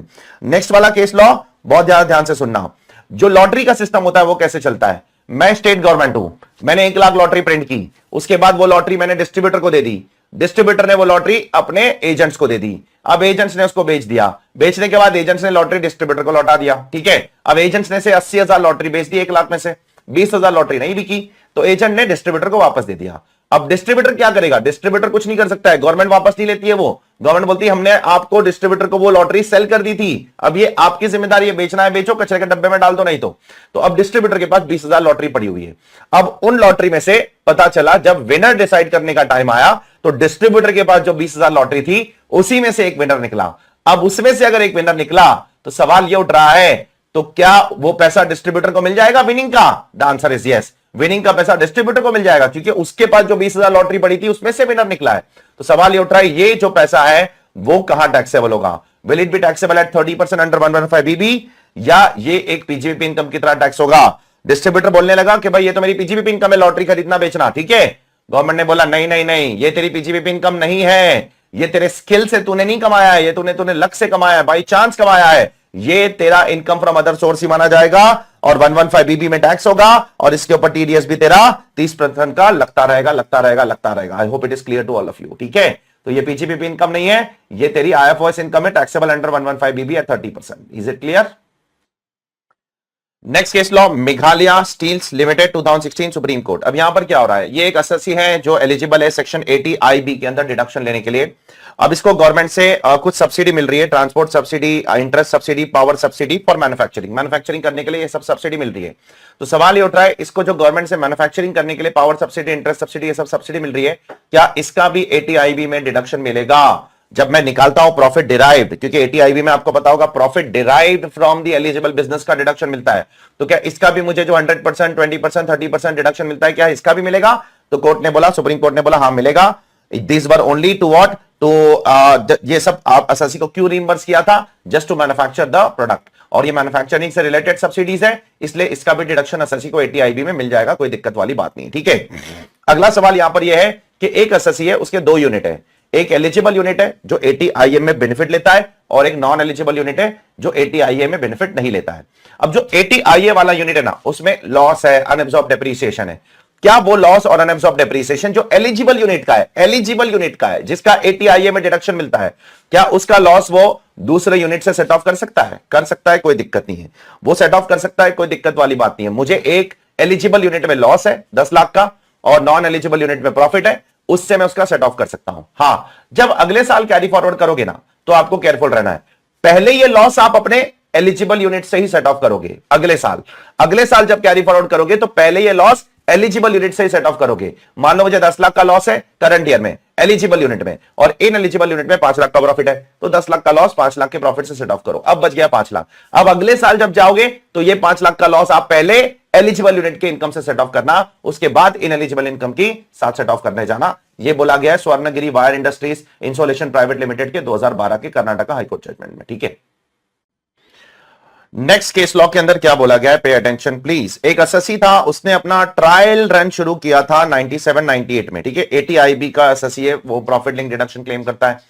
ट्रायल रन शुरू किया था 97-98 में, और उसने बोला कि मेरा कमर्शियल प्रोडक्शन 98-99 से शुरू होता है, 97-98 में मैंने सिर्फ ट्रायल रन किया था और कुछ नहीं किया था। ठीक है, तो सवाल ये उठता है कि 5 साल का डिडक्शन आपको 80IB में मिलता है, तो 80IB का 5 साल कहां से काउंट होगा? 97-98 से काउंट होगा या 98-99 से काउंट होगा? देखो, उसके लिए हमको फैक्ट्स देखना पड़ेगा। जब हमने फैक्ट्स देखा ना, तो पता चला कि 97-98 में, मतलब मार्च 1998 में, मतलब 97-98 हो गया। The assessee has cross the stage of trial production. Trial production का स्टेज उसने क्रॉस कर दिया था और फाइनल सेलेबल प्रोडक्ट उसने मार्केट में लाके बेच दिया था। ठीक है, तो ये नहीं बोल सकता है कि 97-98 में ट्रायल चल रहा था। 97-98 में ट्रायल नहीं चल रहा था, 97-98 में आपने फाइनल प्रोडक्ट बेचा है, आपका ट्रायल स्टेज खत्म हो गया था। ठीक है, और आपके प्रोडक्ट मार्केटेबल हो चुके थे, ये मार्केट में एस्टैब्लिश हो चुका था, इसीलिए आपका 5 साल का पीरियड 97-98 से चालू होगा, दैट इज असेसमेंट ईयर 98-99 से चालू होगा। असेसमेंट ईयर 99-2000 से आपको बेनिफिट नहीं मिलेगा। 5 साल आपका 97-98 प्रीवियस ईयर से ही काउंट करना पड़ेगा, ये बोला गया है इस पर्टिकुलर केस लॉ के अंदर। ठीक है, अगला केस लॉ ये था कि एक कंपनी थी और सामने एक पार्टनरशिप फर्म है। अब वो पार्टनरशिप फर्म कुछ 80IA का बिजनेस कर रही है। ठीक है, 80IA का कौन सा बिजनेस कर रही है पार्टनरशिप फर्म? 80IA का बिजनेस कर रही है कुछ इंफ्रास्ट्रक्चर बनाती है। ठीक है, अब वो कंपनी ने उसको अक्वायर कर लिया, तो क्या उस कंपनी को भी वो बेनिफिट मिलेगा? द आंसर इज यस, क्योंकि 80IA का बेनिफिट सिर्फ कंपनीज को मिलता है। तो यहां पर कंपनी ने क्या किया, कंपनी यहां पर 80IA का कंडीशन क्या है, पहले वो लिखा है इस केस के अंदर कि the business should be owned by a company registered in India. Similarly उसका सेंट्रल गवर्नमेंट या स्टेट गवर्नमेंट या किसी अथॉरिटी के साथ कोई क्या होना चाहिए, अग्रीमेंट होना चाहिए for developing, operating, maintaining what, a new infrastructure facility in India. इसीलिए वो पार्टनरशिप फर्म ने क्या सोचा, देखो गौर से सुन लो, पार्टनरशिप फर्म क्या था पता है? पार्टनरशिप फर्म को ये बेनिफिट अवेलेबल नहीं है, तो पार्टनरशिप फर्म ने क्या सोचा, मैं अपना बिजनेस किसको दे देता हूं? कंपनी को दे देता हूं। कंपनी खरीद लेगी मुझे, तो कंपनी कम से कम 80IA का डिडक्शन तो ले पाएगी। कंपनी ने वही किया। ठीक है, कंपनी के मेमोरेंडम ऑफ एसोसिएशन में भी लिखा था, उनका मेन ऑब्जेक्ट क्या है, इसको गोइंग कंसर्न के तौर पे अक्वायर करना है, हमको इसको बंद नहीं करना है, अक्वायर करके हमको इसको चलाना है आगे जाकर। ठीक है, for the business carried on by the firm, and therefore उसकी सारी प्रॉपर्टीज हम ले लेंगे, फर्म बंद हो जाएगी और एक कंपनी की तरह हम आगे चलाएंगे और हमको 80IA का डिडक्शन मिल जाएगा। ठीक है, और कोर्ट ने भी उनको 80IA का डिडक्शन दे दिया, कोई चिंता वाली बात नहीं है। मॉरल ऑफ द स्टोरी क्या है, अगर एक कंपनी किसी फर्म को अक्वायर करती है और उसका बिजनेस करती है, तो 80IA का बिजनेस डिडक्शन उस कंपनी को भी कंटिन्यू रहेगा, उसको मिलता रहेगा, कोई चिंता वाली बात नहीं है। ठीक है, Now, अगला case law CIT versus Govind भाई ममैया 2014 सुप्रीम कोर्ट का जजमेंट है। यहां पर क्या हुआ था, तीन भाई थे, तीन भाइयों को पिताजी से एक प्रॉपर्टी मिली, ठीक है। अब वो प्रॉपर्टी उनको इनहेरिटेंस में मिली, पिताजी का डेथ हो गई तो तीनों भाइयों को प्रॉपर्टी मिली। अब वो प्रॉपर्टी उन्होंने बेच दी, ठीक है। तो सवाल ये उठ रहा है, क्या वो उनके हाथ में इंडिविजुअली टैक्स होगा या तीनों भाइयों को एक association of person body of individual बोलेंगे और फिर एओपी बीओआई की तरह टैक्स लगाएंगे? क्योंकि आप सबको पता है एओपी बीओआई के तौर पे टैक्स लगेगा तो बहुत भयंकर टैक्स लगता है एओपी बीओआई पे। तो तीन भाई थे, उनको अपने पिताजी से इनहेरिटेंस में प्रॉपर्टी मिली, पिताजी की डेथ हो गई, इनहेरिटेंस में प्रॉपर्टी मिली, बच्चों ने वो बेच दिया। तो इंडिविजुअली सबके हाथ में सबका रिस्पेक्टिव टैक्स लगेगा या एक एओपी की तरह टैक्स लगेगा? तो कोर्ट ने बोला इंडिविजुअली सबके हाथ में टैक्स लगेगा, एओपी की तरह यहां पर टैक्स लगाने की जरूरत नहीं, यहां पर कोई एसोसिएशन ऑफ पर्सन नहीं है, सब इंडिविजुअली अपना अपना टैक्स भरेंगे, ठीक है। It is as simple as this. अगला क्वेश्चन जो है वो आपका है, अगला case law trans Asian shipping services private limited 2016 supreme court. ये आपका टनेज टैक्सेशन का केस है। अब यहां पर एक थोड़ा सा अलग किस्म का केस है। टनेज टैक्सेशन के अंदर क्या होता है, आपको एक डीम्ड बेसिस पर टैक्स भर देना होता है, एक डीम्ड बेसिस पर इनकम दिखा देना है और उस हिसाब से आपको टैक्स दे देना है। यह आपका टनेज टैक्सेशन का प्रोविजन बोलता है, करेक्ट। अब यहां पर क्या बोल रहा है बताए, एक अससी है, उसको ना खुद की शिप नहीं खरीदना है, he is not interested in investment of खुद का शिप, तो वो दूसरे के शिप्स में स्लॉट खरीदता है। क्या खरीदता है? दूसरे के शिप्स में स्लॉट। मान लो आपकी एक बहुत बड़ी शिप है, मैं आपको बोल रहा हूं कि यार इसमें से मेरे को थोड़ा बहुत स्लॉट आप दे दो, मेरे कस्टमरों का सामान पहुंचाना यार, तो मैं दूसरे की शिप में स्लॉट्स खरीद रहा हूं, ठीक है। तो क्या ऐसा स्लॉट खरीद के जो धंधा करता है उनके लिए भी टनेज टैक्सेशन एप्लीकेबल है? देखो दो तरीके से धंधा कर सकते हो, या तो खुद की शिप खरीदो, उसके थ्रू आप माल पहुंचाओ लोगों का, या तो किसी दूसरे की शिप के अंदर जगह खरीद लो, स्लॉट खरीद लो। तो अगर मैं किसी दूसरे की शिप में स्लॉट खरीद लेता हूं, उसके थ्रू सामान पहुंचाता हूं, तो क्या तब भी मुझे टनेज टैक्सेशन का बेनिफिट मिलेगा? तो यहां पर बोल दिया सुप्रीम कोर्ट ने, हां मिलेगा, तब भी आपको टनेज टैक्सेशन का बेनिफिट मिलेगा, कोई चिंता वाली बात नहीं है, चेक कर लो प्लीज, ठीक है। Is it clear? Now next case law, एक इंस्टीट्यूशन है, उसका नाम है Saint Peter's educational society 2016 supreme court का जजमेंट है। अब ये इंस्टीट्यूशन क्या करती है, ये institution 1023C clause 6 sub clause 6 के अंदर रजिस्टर्ड है। ये इंस्टीट्यूशन बच्चों को एजुकेशन देती है, ट्रेनिंग देती है। कौन से फील्ड में एजुकेशन ट्रेनिंग देती है? कम्युनिकेशन के फील्ड में, एडवर्टाइजिंग के फील्ड में, और उनको डिप्लोमा भी देती है और थोड़ा बहुत प्रॉफिट भी कमाती है, ठीक है। तो क्या उसका एग्जाम्पशन गवर्नमेंट मना कर देगी? क्या डिप्लोमा, क्या सिर्फ जो ऑफिशियल कोर्सेज है 11 स्टैंडर्ड, 10 स्टैंडर्ड, 12 स्टैंडर्ड, बीकॉम या बीएससी, सिर्फ उसी में एजुकेशन देना इंपॉर्टेंट है तभी वो एक एजुकेशन माना जाएगा for the purpose of trust? No. अगर आप ऐसे वोकेशनल पर्पस के लिए भी एजुकेशन देते हो, एडवर्टाइजिंग पर्पस या कम्युनिकेशन पर्पस, उसमें सर्टिफिकेट देते हो और मार्जिनल प्रॉफिट कमाते हो, making profit incidentally which will not make the institution existing for profit making, जिससे आपका इंस्टीट्यूशन एक प्रॉफिट मेकिंग इंस्टीट्यूशन नहीं कहलाया जाएगा। थोड़ा बहुत प्रॉफिट तो हर कोई अपना सर्वाइव करने के लिए कमाता ही है, आपको एग्जेम्पशन मिलता रहेगा, कोई दिक्कत वाली बात नहीं है, ठीक है। You don't worry about it. Court ने बोला है the such institutions are also eligible, it is not mandatory कि आपको सिर्फ फॉर्मलाइज एजुकेशन ही करना है, आप ऐसे किस्म के कोर्सेज भी कर सकते हो जो यहां पर लिखे गए, ठीक है। अब अगला केस लॉ, यहां से हमारे टीडीएस के केस लॉ शुरू हो जाएंगे। यहां पर एक स्टैम्प वेंडर को हमने कुछ स्टैम्प्स दिए डिस्काउंट पर, ठीक है, हमने कुछ स्टैम्प वेंडर को डिस्काउंट पे दिए। तो अब सपोज एक 10 रुपए का स्टैम्प है, हमने उसको 7 रुपए में दिया, ठीक है। तो उस टाइम को 7 रुपया पे किया, तो क्या वो 3 रुपया उसका कमीशन है? ठीक है, क्योंकि 10 रुपए की चीज उसको 7 रुपए में मिल रही है, वो तो 10 रुपए में बेचने वाला है, क्या वो 3 रुपया उसका कमीशन है? देखो कमीशन अगर है तो 194H में टीडीएस कटेगा, नहीं तो नहीं कटेगा। और अगर कमीशन है कि नहीं है, वो केस टू केस बेसिस पे आपको डिटरमाइन करना पड़ेगा। अगर दोनों के बीच में अगर प्रिंसिपल का रिलेशनशिप है, मैंने उसको स्टैम्प बेच दिया, उसके बाद उसको जो करने का है करे वो, तो वो परचेज है, फिर वो मेरा एजेंट नहीं है, फिर वो कमीशन नहीं कहलाया जाएगा, वो उसका प्रॉफिट कहलाया जाएगा 3 रुपए का, ठीक है। लेकिन अगर वो मेरा एजेंट है, प्रिंसिपल एजेंट रिलेशनशिप है, तो मैं उसको स्टैंप दूंगा, बोलूंगा 7 रुपए का स्टैंप ले, 10 रुपए में बेच, 3 रुपया कमीशन, जो बच जाएंगे स्टैंप पेपर्स वो मुझे वापस दे देना, ठीक है। अब यहां पर जब हम लोग ने अंदर जाकर अग्रीमेंट पढ़ा दोनों का, तो पता चला दोनों के बीच में प्रिंसिपल रिलेशनशिप है, there is no contract of agency, दोनों के बीच में कोई एजेंसी कॉन्ट्रैक्ट नहीं है, दोनों प्रिंसिपल बेसिस पे धंधा कर रहे हैं। ये उसको स्टैम्प देता है, वो उसको फुल पेमेंट करता है लेस डिस्काउंट, और उसके बाद में वो उसका परचेज हो जाता है। देयरफॉर यहां पर ये कमीशन और ब्रोकरेज नहीं माना जाएगा, और यहां पर आपको 194H में टीडीएस काटने की जरूरत नहीं है। I hope it is clear. क्यों जरूरत नहीं है? क्योंकि दोनों के बीच का रिलेशन क्या है? प्रिंसिपल बेसिस है, ठीक है। चलिए अगले केस लॉ की तरफ बढ़ते हैं। सीआईटी वर्सेस कोटक सिक्योरिटीज 2016 का सुप्रीम कोर्ट का जजमेंट है। इसमें क्या बोला गया है? देखो, एक स्टॉक एक्सचेंज है जैसे Bombay stock exchange, national stock exchange, उसके अंदर बहुत सारे मेंबर्स होते हैं। अब मेंबर्स को कुछ चार्जेस पे करने पड़ते हैं, ट्रांजैक्शन चार्जेस। अब वो मेंबर लोग जो अपना ट्रांजैक्शन चार्जेस पे कर रहे हैं स्टॉक एक्सचेंज को, क्यों पे कर रहे हैं? For availing the online facilities etcetera, जो भी स्टॉक मार्केट उनको फैसिलिटी देती है उसके वो चार्जेस पे कर रहे हैं। तो क्या वो चार्जेस एक टेक्निकल फीस मानी जाएगी? और अगर वो टेक्निकल फीस मानी जाएगी तो फिर उसका टीडीएस 194J में काटना पड़ेगा। तो यहां पर कोर्ट ने बोला कि जो ट्रांजैक्शन चार्जेस मेंबर्स लोग किसको दे रहे हैं? स्टॉक एक्सचेंज को दे रहे हैं। क्यों दे रहे हैं? For availing fully automated online facility, ये एक टेक्निकल फीस नहीं मानी जाएगी। क्यों नहीं मानी जाएगी? कोर्ट ने बोला इसमें कुछ भी स्पेशल नहीं है, इसमें कुछ भी एक्सक्लूसिव नहीं है, ये सारे मेंबर्स को प्रोवाइड किया जा रहा है। It is provided to all the members equally. किसी के लिए कुछ स्पेशल सर्विस नहीं हो रही है यहां पर, ये एक जनरल सर्विस है। देयरफॉर ये आपके फीस फॉर टेक्निकल सर्विसेज के डेफिनेशन में नहीं आएगा एंड देयरफॉर इसका टीडीएस 194J में आपको नहीं काटना है, नहीं काटना है, नहीं काटना है। ठीक है, I hope it is clear to all of you. अगला case law UCO bank versus deputy commissioner of income tax 2014 का दिल्ली हाईकोर्ट का जजमेंट है। अब इसमें क्या हुआ था मैं आपको पहले समझाता हूं। देखो जनरली क्या होता है, कोर्ट में जब आप जाते हो ना, कुछ लफड़ा वफड़ा होता है आपका, कुछ गड़बड़ हो जाती है कोर्ट में, तो कोर्ट बोलता है इतना पैसा आप डिपॉजिट करो कोर्ट के नाम पे। तो कोर्ट के नाम पे आपको कुछ पैसा डिपॉजिट करना पड़ता है बैंक के अंदर। ठीक है, अब जनरली वो जो पैसा होता है ना, से आप कोर्ट ने बोला 1 लाख रुपए आप डिपॉजिट करो, किसके नाम पे? As a security deposit. किसके नाम पे?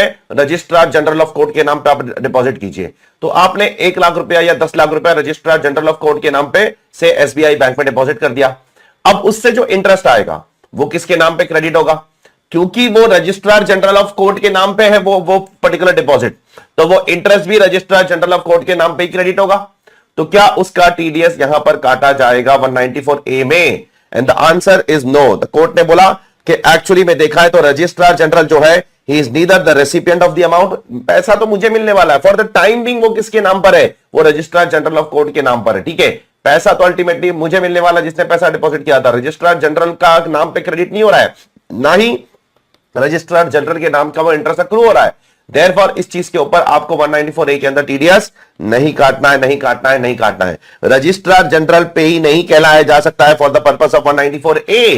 पे ही आप हो, लेकिन अकाउंट में आपके नहीं आ रहा है। अकाउंट में किसके आ रहा है? रजिस्ट्रार जनरल के आ रहा है, क्योंकि वो आपने कोर्ट को एज ए सिक्योरिटी डिपॉजिट दिया है और कोर्ट ने उसको कहां डिपॉजिट किया है? बैंक में डिपॉजिट किया है और बैंक कोर्ट को पैसा दे रहा है। अब कोर्ट क्या टैक्स भरते बैठेगा उसके ऊपर? आईटीआर भरेगा, टीडीएस कटवाएगा अपना।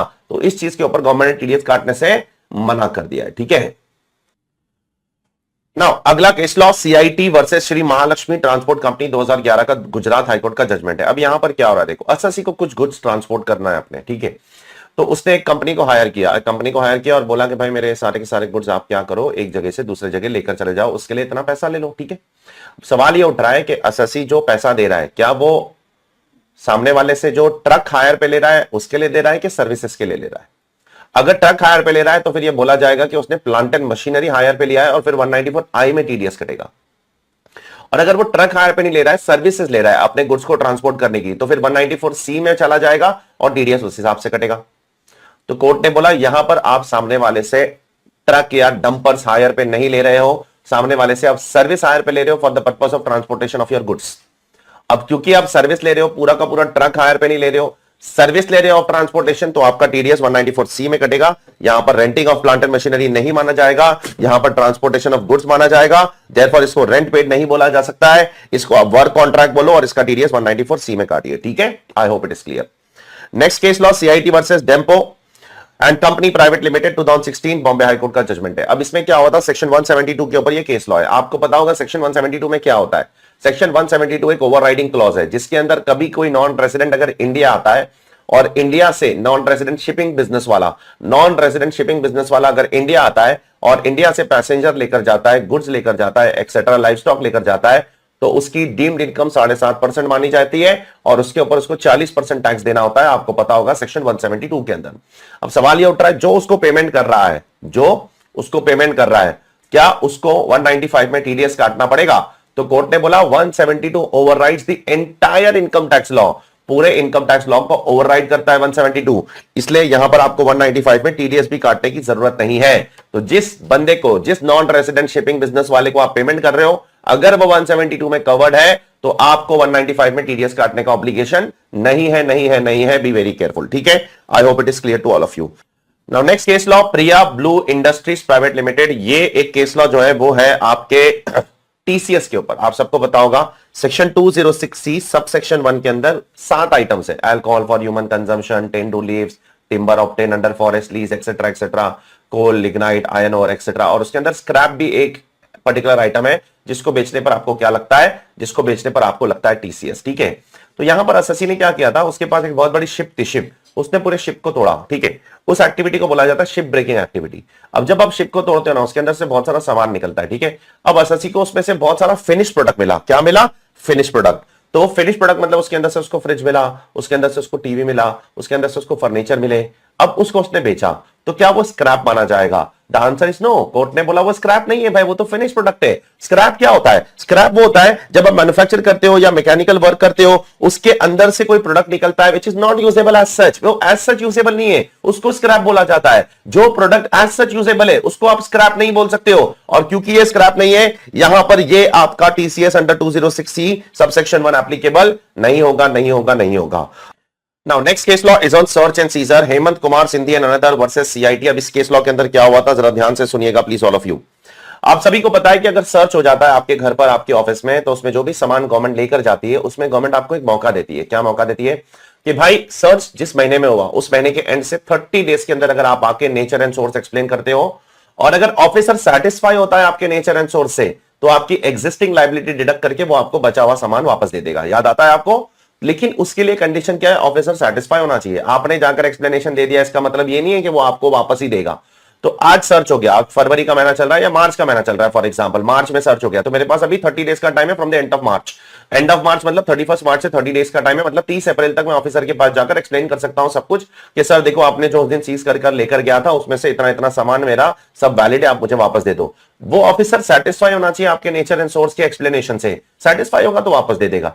अगर वो सेटिस्फाई नहीं हुआ तो क्या आप ऑफिसर को ये बोल सकते हो असेसमेंट खत्म होने के पहले कि एक काम करो सर, आप जो भी डिमांड है मेरा वो ले लो और बचा हुआ पैसा मेरे को मेरा वापस दे दो प्लीज? नहीं बोल सकते हो, क्योंकि जब तक असेसमेंट कंप्लीट नहीं होगा तब तक आप ये नहीं बोल सकते हो। Only when the assessment is complete, demand is raised, recovery can be initiated, तब तक वो सामान गवर्नमेंट के पास पड़ा होगा। आप ये first proviso to section 132B का जो बेनिफिट है ना 30 डेज में जाने का, वो सिर्फ तभी पॉसिबल है जब ऑफिसर क्या होगा? सेटिस्फाई होगा आपसे। अगर ऑफिसर सेटिस्फाई है तो वो आपको दे देगा, अगर ऑफिसर सेटिस्फाई नहीं है तो आपको असेसमेंट कंप्लीट करने का वेट करना पड़ेगा, तब तक कुछ नहीं हो सकता है। I hope it is clear. बीच में आप नहीं बोल सकते हो कि मेरा गोल्ड बेच दो, पैसा ले लो, बचा हुआ वापस दे दो, नहीं हो सकता है वो। I hope it is clear to all of you. Now, अगला case law Kathirur services cooperative bank limited versus CIT, section 133 subsection 6 के ऊपर है। अब सेक्शन 133 सबसेक्शन 6 के अंदर एओ आपको नोटिस भेजता है to call for some information, वो आपसे कुछ इंफॉर्मेशन मंगवाता है। सवाल यहां पर यह उठ रहा है, क्या वो इंफॉर्मेशन कभी भी मंगवा सकता है? अगर कोई प्रोसीडिंग पेंडिंग नहीं है तभी भी मंगवा सकता है, या कोई प्रोसीडिंग पेंडिंग होगी तो ही मंगवा सकता है with the permission of director और कमिश्नर? मिसाल के तौर पर मैं ऑफिसर हूं, मेरे को आपसे कुछ इंफॉर्मेशन मंगवाना है, तो मुझे आपसे इंफॉर्मेशन अगर मंगवाना है 133 सबसेक्शन 6 में, तो क्या कोई आपके साथ मेरी प्रोसीडिंग पेंडिंग होनी चाहिए? असेसमेंट प्रोसीडिंग या रेक्टिफिकेशन प्रोसीडिंग, कोई प्रोसीडिंग पेंडिंग होनी चाहिए, या बिना प्रोसीडिंग के पेंडेंसी के भी मैं कभी भी मंगवा सकता हूं? देखो, तो इसके अंदर गवर्नमेंट ने बहुत साफ साफ प्रोविजन एक लॉ के अंदर ही लिखा है कि एओ को गवर्नमेंट ने बहुत पावर दिया है to requisition for information relating to any proceeding. लेकिन अगर वो officer is below the rank of principal director, director के नीचे, प्रिंसिपल डायरेक्टर के नीचे का ऑफिसर है, या डायरेक्टर के नीचे, या प्रिंसिपल कमिश्नर या कमिश्नर के नीचे का ऑफिसर है, ठीक है, उसके नीचे वाली अथॉरिटी है, और कोई प्रोसीडिंग पेंडिंग नहीं है, कोई प्रोसीडिंग पेंडिंग नहीं है, अगर वो ऑफिसर इन 4 अथॉरिटी के नीचे वाला ऑफिसर है और कोई प्रोसीडिंग पेंडिंग नहीं है, तो उसको प्रायर अप्रूवल लेना पड़ेगा principal director, director, principal director, director, principal commissioner या कमिश्नर में से किसी एक का, तभी जाकर वो नोटिस भेज सकता है। 133(6) की स्टैंड अलोन नोटिस वो डायरेक्टली नहीं भेज सकता है। I hope it is clear to all of you. हां, अगर ऑफिसर इसके ऊपर वाली अथॉरिटी वाले तो कोई दिक्कत नहीं है, उनको किसी से भी अप्रूवल लेने की जरूरत नहीं है, बिना कोई पेंडेंसी के भी वो नोटिस भेज सकते हैं। तो मॉरल ऑफ द स्टोरी क्या हो गई? अगर ये 4 अथॉरिटी के नीचे वाला ऑफिसर है और अगर प्रोसीडिंग पेंडिंग नहीं है, कोई प्रोसीडिंग नहीं चल रही है, तो आपको इनसे अप्रूवल लेना पड़ेगा, उसके बगैर आप नोटिस नहीं भेज सकते हो। ठीक है, नेक्स्ट वाला एक एसएससी था जिसको गवर्नमेंट ने बोला कि आपको 115 क्यूए के अंदर टैक्स भरना है। 115 क्यूए के अंदर क्या टैक्स होता है, पहले मैं वो आपको बता देता हूं। जब कोई कंपनी अपनी ही शेयर्स को बायबैक करती है, पता है, तो 115 क्यूए के अंदर उसको 20% टैक्स, 12% सरचार्ज और 4% सेस देना पड़ता है, 23.296% का टैक्स। अब एसएससी बोलता है कि नहीं नहीं, मेरे ऊपर ये टैक्स आएगा ही नहीं, ये मेरे पे लगेगा ही नहीं, मैंने बायबैक किया ही नहीं है। अब असेसिंग ऑफिसर बोल रहा है नहीं, आपने बायबैक किया है, आपको लगेगा ये। ठीक है, ए उन्हें नोटिस भेज दिया। ठीक है, तो सवाल ये उठ रहा है क्या मैं इसके अगेंस्ट अपील कर सकता हूं? ठीक है, अब सवाल ये उठ रहा है आप अपील किसके अगेंस्ट करते हो?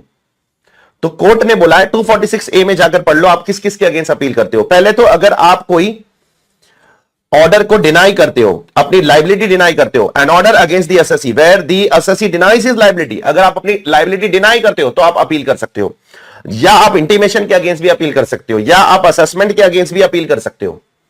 तो सवाल यहां पर यह उठ रहा है एसएससी के अगेंस्ट क्या कोई इंटीमेशन हुआ था? नहीं, कोई इंटीमेशन नहीं हुआ था। एसएससी के अगेंस्ट कोई असेसमेंट हुआ था 143 144 का? असेसमेंट भी नहीं हुआ था। एसएससी सिर्फ अपनी लाइबिलिटी डिनाई कर रहा था।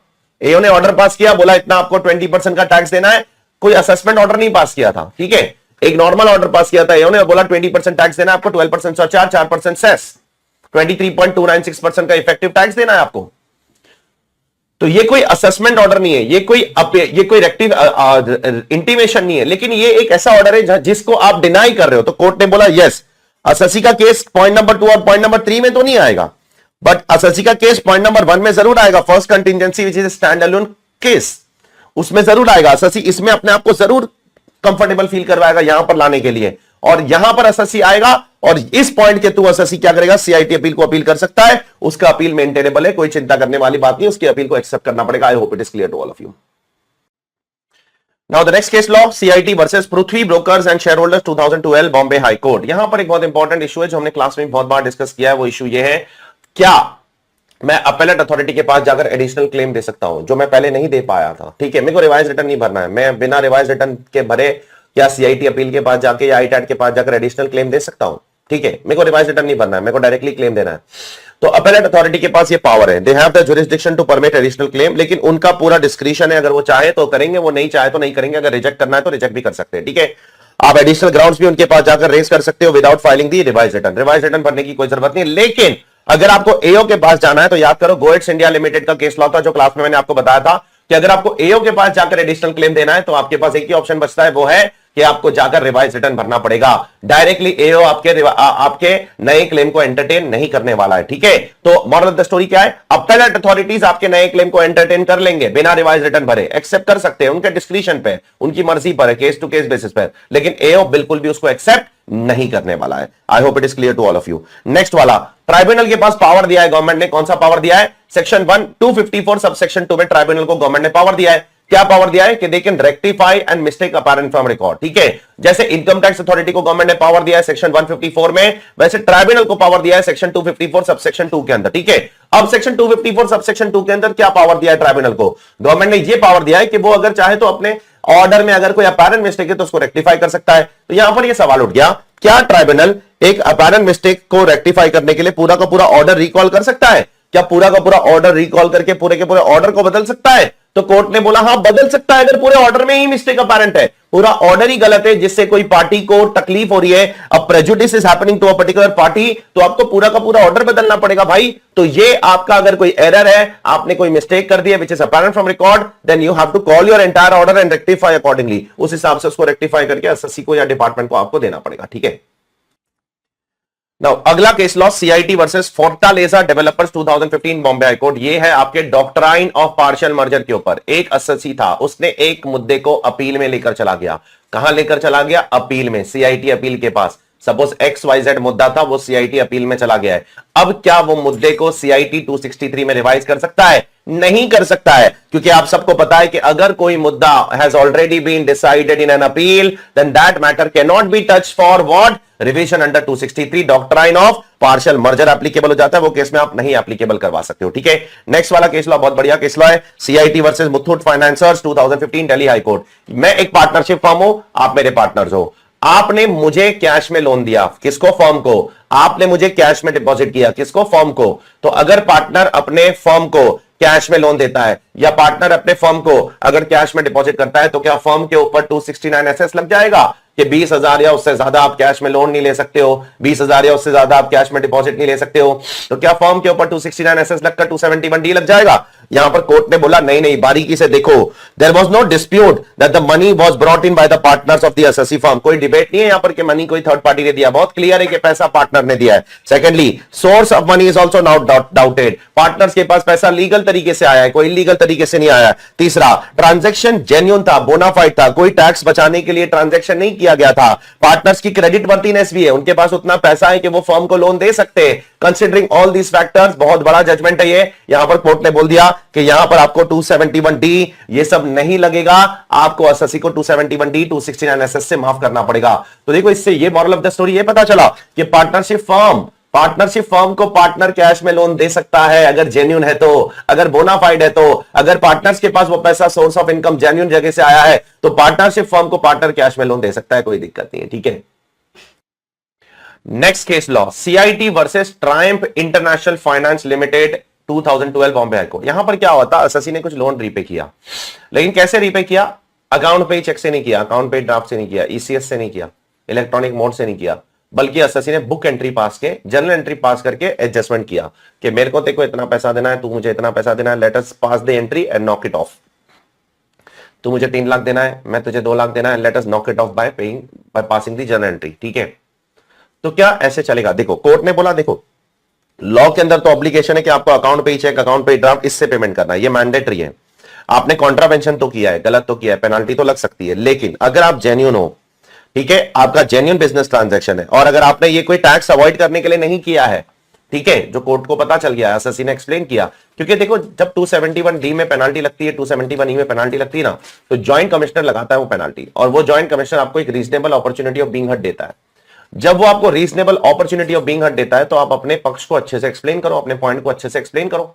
अगर अपने पॉइंट को अच्छे से एक्सप्लेन करते हो, बोलते हो ये जब जर्नल एंट्री मैंने मारा है, ये मैंने ट्रांजैक्शन को आसान बनाने के लिए मारा है, क्यों मैं अननेसेसरीली उससे पैसा लूं, फिर मैं उसको पैसा दूं, इसलिए हम लोग ने एंट्री मार दिया सर, हमारा कोई टैक्स इवेट करने का कोई इंटेंशन नहीं था सर, तो वो आपको पेनाल्टी से माफ कर देगा, और इस केस में भी माफ कर दिया था, चेक कर लो, ठीक है। नेक्स्ट केस लॉ है union of India versus Bhavecha machinery and others 2010 Madhya Pradesh high court. अब देखो एक सेक्शन है, सेक्शन 276(6)(c) जो आपके ऊपर प्रोसिक्यूशन लगा सकता है इनकम टैक्स में for not filing the ITR. अगर इनकम टैक्स रिटर्न नहीं भरोगे तो आपके ऊपर प्रोसिक्यूशन लग सकता है। अब उसका कंडीशन क्या है? कंडीशन बहुत इंपॉर्टेंट है कि विलफुल फेलियर होना चाहिए, जानबूझ के फेलियर होना चाहिए। विलफुल फेलियर, अगर गलती से नहीं भर पाया, किसी जेन्युइन रीजन की वजह से नहीं भर पाया, तो आपके ऊपर पेनाल्टी, आपके ऊपर प्रोसिक्यूशन नहीं हो सकता है। तो कोर्ट में प्रूव करना पड़ेगा असेसिंग ऑफिसर को कि एसएससी ने विलफुली क्या किया था, इनकम टैक्स रिटर्न नहीं भरा था। कोर्ट बोलता है बहुत clearly, it is very clear, cogent and reliable evidence that the failure to file return should be willful होना चाहिए। the failure must be intentional, deliberate, calculated, conscious, पूरे कॉन्शियस माइंड के साथ उसको पता होना चाहिए कि भाई मैं ये गलती कर रहा हूं। ऐसा नहीं है कि उसको नहीं पता है कि वो गलती क्यों कर रहा है। तो अगर उसको पता है ये गलती कर रहा है फिर भी उसने किया, if it is proved in the court of the law then prosecution is applicable, तब उसके ऊपर प्रोसिक्यूशन लगेगा। अब इस केस में जो ये SSC union of India versus Bhavecha machinery, इसने प्रूव कर दिया कि भाई मेरी गलती विलफुल नहीं थी, मैंने जानबूझकर डिले नहीं किया, इसने प्रूव कर दिया कोर्ट ऑफ लॉ में, तो इसके ऊपर प्रोसिक्यूशन लॉन्च नहीं हुआ। चेक कर लो, 276cc was not attracted. Is it clear? Now next case law, ये भी आपके प्रोसिक्यूशन के ऊपर, ये income tax department versus DK Shiv Kumar 2021 Karnataka high court. अब यहां पर क्या हो रहा है जरा ध्यान से सुनना प्लीज। एसएससी के ऊपर सर्च हो गया, सर्च के अंदर बहुत कुछ सामान मिला, ठीक है, there are lot of things which was found in search. तो क्या सर्च में अगर कोई भी सामान मिलेगा तो क्या एसएससी पे प्रोसिक्यूशन लगा दोगे आप बिना देखे कि उसके ऊपर लाइबिलिटी टू पे टैक्स आ रहा है कि नहीं आ रहा है, लाइबिलिटी टू पे पेनल्टी इंटरेस्ट आ रहा है कि नहीं आ रहा है, बिना देखे आप लगा दोगे उसके ऊपर क्या प्रोसिक्यूशन? तो कोर्ट ने बोला नहीं, the prosecution is applicable only if there is a wilful attempt to evade any tax, penalty और इंटरेस्ट और any income imposable on income tax. जब तक ये प्रूव नहीं होगा ना, there was a wilful attempt to evade any tax, penalty और interest, आप ऑटोमेटिक प्रिजम्पशन नहीं ले सकते हो कि सर्च हो गया, सर्च में कुछ मिल गया तो आपके ऊपर प्रोसिक्यूशन डायरेक्टली उसको पकड़ के जेल में डाल दो। पहले सर्च करो, सर्च के बाद में उसको पकड़ो, वहां से सामान क्या मिला वो बताओ, क्या अनअकाउंटेड चीज मिली पता लगाओ, उसके ऊपर टैक्स निकालो, टैक्स लायबिलिटी आएगी, उसके बाद आप प्रोसिक्यूशन लॉन्च कर सकते हो। Every search can not directly lead to what? Prosecution. This is what this case law wants to tell you. Is it clear? Next case law, फिर से ये शिव कुमार बहुत आ रहे हैं, ठीक है, CIT versus V Shiva Kumar 2013 Madras high court. यहां पर क्या हो रहा है, एक पार्टनरशिप फर्म है, ठीक है, उसके आप पार्टनर हो, मैं पार्टनरशिप फर्म हूं, आप उसके पार्टनर हो, और आपका एक सोल प्रोप्राइटरशिप फर्म है, आपका एक अलग से भी फर्म है पर्सनल। अब अगर एक पार्टनरशिप फर्म अपने पार्टनर के सोल प्रोप्राइटरशिप फर्म को कैश में लोन दे रहा है 20,000 या उससे ज्यादा, तो क्या 269SS अट्रैक्ट होगा? कोर्ट ने बोला नहीं अट्रैक्ट होगा। पार्टनरशिप फर्म और पार्टनर कोई सेपरेट आदमी नहीं होता है, एक ही आदमी होता है। इंडिया के अंदर actually partnership firm and partner are one single entity only. These are not considered to be two separate entities. ये कोई बॉडी कॉर्पोरेट नहीं माना जाता है। इंडिया के अंदर कंपनी बॉडी कॉर्पोरेट है, ठीक है। पार्टनरशिप फर्म बॉडी कॉर्पोरेट नहीं है। पार्टनरशिप फर्म पार्टनर क्या होता है? एक ही चीज होती है भाई। क्या मैनेजमेंट और ओनरशिप अलग है क्या? सब कुछ सेम ही है। तो कोर्ट ने बोला कि भाई पार्टनरशिप फर्म अगर अपने पार्टनर के प्रोप्राइटरशिप फर्म को, पार्टनर है उसका एक अलग से सोल प्रोप्राइटरशिप फर्म है, सोल प्रोप्राइटरशिप एंटिटी है उसकी, उसको कैश में लोन देता है तो चलेगा, प्रोवाइडेड जेन्युइन होना चाहिए। प्रूव करना पड़ेगा बोनाफाइड लोन है। तो एसएससी ने प्रूव कर दिया that the loan was bona fide, कोई टैक्स इवेजन की वजह से नहीं है, रीजनेबल कॉस्ट दे दिया एसएससी ने। कोर्ट ने बोला 269 एसएस अट्रैक्ट नहीं होगा, 271 डी की पेनल्टी आप नहीं लगा सकते हो प्रोप्राइटर के ऊपर। I hope it is clear to all of you. Now next case law, principal CIT versus Maruti Suzuki India limited 2019 supreme court का जजमेंट है। देखो यहां पर क्या हुआ था, एक अमेलगमेशन हुआ था, एक अमेलगमेटिंग कंपनी, एक अमेलगमेटेड कंपनी। देखो आप सबको पता है अमेलगमेशन के बाद अमेलगमेटिंग कंपनी जो होती है वो खत्म हो जाती है, वो सेलिंग कंपनी है, वो बंद हो जाती है, वो लिक्विडेट हो जाती है। अब ये सब चीज एसएससी ने डिपार्टमेंट को इन्फॉर्म किया था कि भाई अमेलगमेटिंग कंपनी लिक्विडेट हो गई है, बंद हो गई है। उसके बावजूद भी डिपार्टमेंट वाले क्या कर रहे पता है, अमेलगमेटिंग कंपनी के नाम पे नोटिस भेज रहे। एसएससी ने इंटीमेट कर दिया है कि भाई वो कंपनी बंद हो गई है, अमेलगमेशन हो गया, अब जो भी भेजना है अमेलगमेटेड कंपनी को भेजो, उसको भेज के कोई मतलब नहीं है, वहां पर कोई नहीं है, दरवाजा बंद है, उसका ताला लग चुका है। फिर भी डिपार्टमेंट वाले उसको नोटिस भेज रहे, 143(2) की स्क्रूटिनी नोटिस भेजे, 142(1) की नोटिस भेजे। तो क्या ये असेसमेंट वैलिड होगा? और क्या ये बोला जा सकता है नहीं नहीं क्योंकि एसएससी ने कोऑपरेट किया तो अब वैलिड हो जाएगा? पता है 292 बीबी करके एक सेक्शन है कि अगर एसएससी कोऑपरेट करेगा, क्वेश्चन नहीं उठाएगा तो it is deemed to be valid. याद है आपको, मैंने आपको पढ़ाया था क्लास के अंदर। तो यहां पर कोर्ट ने साफ साफ बोल दिया, एसएससी ने आपको इंटीमेट कर दिया था कि कंपनी बंद हो चुकी है, आपको अमेलगमेटेड कंपनी को नोटिस भेजना चाहिए था। उसके बावजूद भी ऑफिसर अगर अमेलगमेटिंग कंपनी को नोटिस भेज रहा है, डिपार्टमेंट की गलती है, असेसमेंट वॉइड एब इनिशियो माना जाएगा, इनवैलिड असेसमेंट माना जाएगा। और ऐसे असेसमेंट में एसएससी की कोई भी गलती नहीं है, SSC is not at fault. ठीक है, एसएससी ने अपनी तरफ से जो करना था, इंटीमेशन करना था, वो उसने असेसिंग ऑफिसर को टाइमली इंटीमेट कर दिया था। Is it clear all of you? I hope it is clear. अगला case law Reliance telecom limited / Reliance communication limited के केस में हुआ था कि एसएससी का ट्राइब्यूनल ने ऑर्डर पास किया था 254 के अंदर। 254 के अंदर एसएससी का ट्राइब्यूनल ने ऑर्डर पास किया। ऑर्डर पास करने के कुछ महीने बाद ट्राइब्यूनल ने क्या किया, पूरा का पूरा ऑर्डर वापस मंगवाया और उसको वापस से पूरा का पूरा चेंज कर दिया। क्या ट्राइब्यूनल अपने ऑर्डर को बुलवाकर पूरा रीहियर कर सकता है, वापस से पूरा का पूरा चेंज कर सकता है? द आंसर इज नो, नहीं कर सकता। That is unsustainable. हाँ, कोई अगर अपेरेंट मिस्टेक है, मिस्टेक अपेरेंट फ्रॉम रिकॉर्ड है, वो एक अलग चीज है। अगर मिस्टेक अपेरेंट फ्रॉम रिकॉर्ड है तो उसको बुलवा के चेंज करवा सकता है, लेकिन ट्राइब्यूनल अपना ऑर्डर मंगवा कर पूरा का पूरा डिसीजन नहीं बदल सकता है। That is unsustainable, that is unsustainable. वो सस्टेनेबल नहीं है। हाईकोर्ट ने इसे ऑर्डर को साइड में फेंकने के लिए बोला। हाईकोर्ट ने बोला ये ऑर्डर ट्राइब्यूनल का गलत है, उसको चेंज करने बोलो। ठीक है, I hope it is clear. देखो ये दो अलग चीज है। अगर ट्राइब्यूनल अपने ऑर्डर को मंगवा कर अगर उसमें अपेरेंट मिस्टेक को रेक्टिफाई करवाता है, that is a different thing. और ट्राइब्यूनल अपने ऑर्डर को मंगवाकर पूरा ऑर्डर ही बदल देता है बिना कोई मिस्टेक के, मिस्टेक नहीं है, डिसीजन ही बदल दिया, रिव्यू कर दिया पूरा डिसीजन चेंज कर दिया, दैट इज नॉट अलाउड। ठीक है, I hope it is clear. तो चलिए अगले केस लॉ की तरफ बढ़ते हैं, which is CIT versus Reliance energy limited 2022 का सुप्रीम कोर्ट का जजमेंट है। तो ये रीसेंट जजमेंट है तो इंपॉर्टेंट भी हो सकता है। इसमें यह सवाल पूछा गया था, एक एसएससी है उसको चैप्टर 6A में डिडक्शन मिलता है 80IA में, ठीक है, और उसका एक दूसरा यूनिट है वो नॉन एलिजिबल यूनिट है। नॉन एलिजिबल यूनिट का मतलब यह होता है कि उस यूनिट से उसको 80IA का डिडक्शन नहीं मिलता है। अब सवाल यह उठ रहा है कि यहां पर अगर उसको से प्रॉफिट्स एंड गेन्स है 100 लाख रुपीस का, ठीक है, और यहां पर उसको लॉस हो रहा है से 20 लाख रुपीस का, 20 लाख का लॉस हो रहा है नॉन एलिजिबल बिजनेस में, तो क्या उसका जो चैप्टर 6A में जब हम लोग डिडक्शन लेंगे, प्रॉफिट लिंक डिडक्शन, तो 100 लाख पर लेंगे या 20 लाख रुपीस माइनस करके 80 लाख पर लेंगे? सवाल यह उठ रहा है कि जो नॉन एलिजिबल बिजनेस का प्रॉफिट है, सॉरी जो नॉन एलिजिबल बिजनेस का लॉस है, क्या वो एलिजिबल बिजनेस से पहले सेट ऑफ होगा फिर 80 लाख का डिडक्शन मिलेगा या डायरेक्टली 100 लाख का डिडक्शन मिलेगा?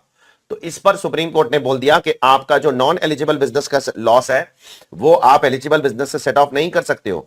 The deduction admissible under 80IA could not be limited to income under PGBP by setting off losses from non eligible business against what? Profits from eligible business. तो moral of the story क्या है? जो non eligible business का आपका loss है वो आप eligible business के प्रॉफिट से सेट ऑफ नहीं करोगे, उसके पहले ही आप क्या करोगे? उसके पहले ही आप चैप्टर 6A के अंदर अपना प्रॉफिट लिंक डिडक्शन ले लोगे। I hope it is clear to all of you. अगला केस लॉ हमने क्लास में भी बहुत बार इस पे डिस्कशन किया है, apex laboratory private limited versus deputy commissioner of income tax 2022 का सुप्रीम कोर्ट का जजमेंट है। इस पर हमने क्लास में बहुत डिटेल में डिस्कशन किया है, लेकिन हम लोग फिर से एक बार कर लेंगे। क्या फार्मा कंपनी डॉक्टर्स को, मेडिकल प्रैक्टिशनर्स को, हॉस्पिटल्स को, क्या pharma company hospitals, doctors, medical practitioners को फ्रीबीज दे सकती है?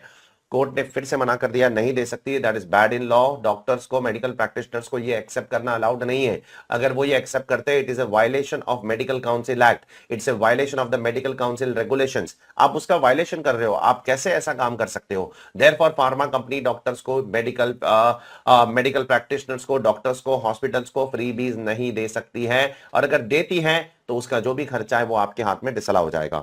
कोर्ट ने सीधा बोल दिया कि भाई ये उनके प्रैक्टिस के ऊपर बैन डाल सकता है, ऐसा नहीं करना चाहिए उनको, डॉक्टर की प्रैक्टिस बैन हो सकती है। These sanctions are mandated by the law, law ने मना किया ऐसे काम करने के लिए, ठीक है।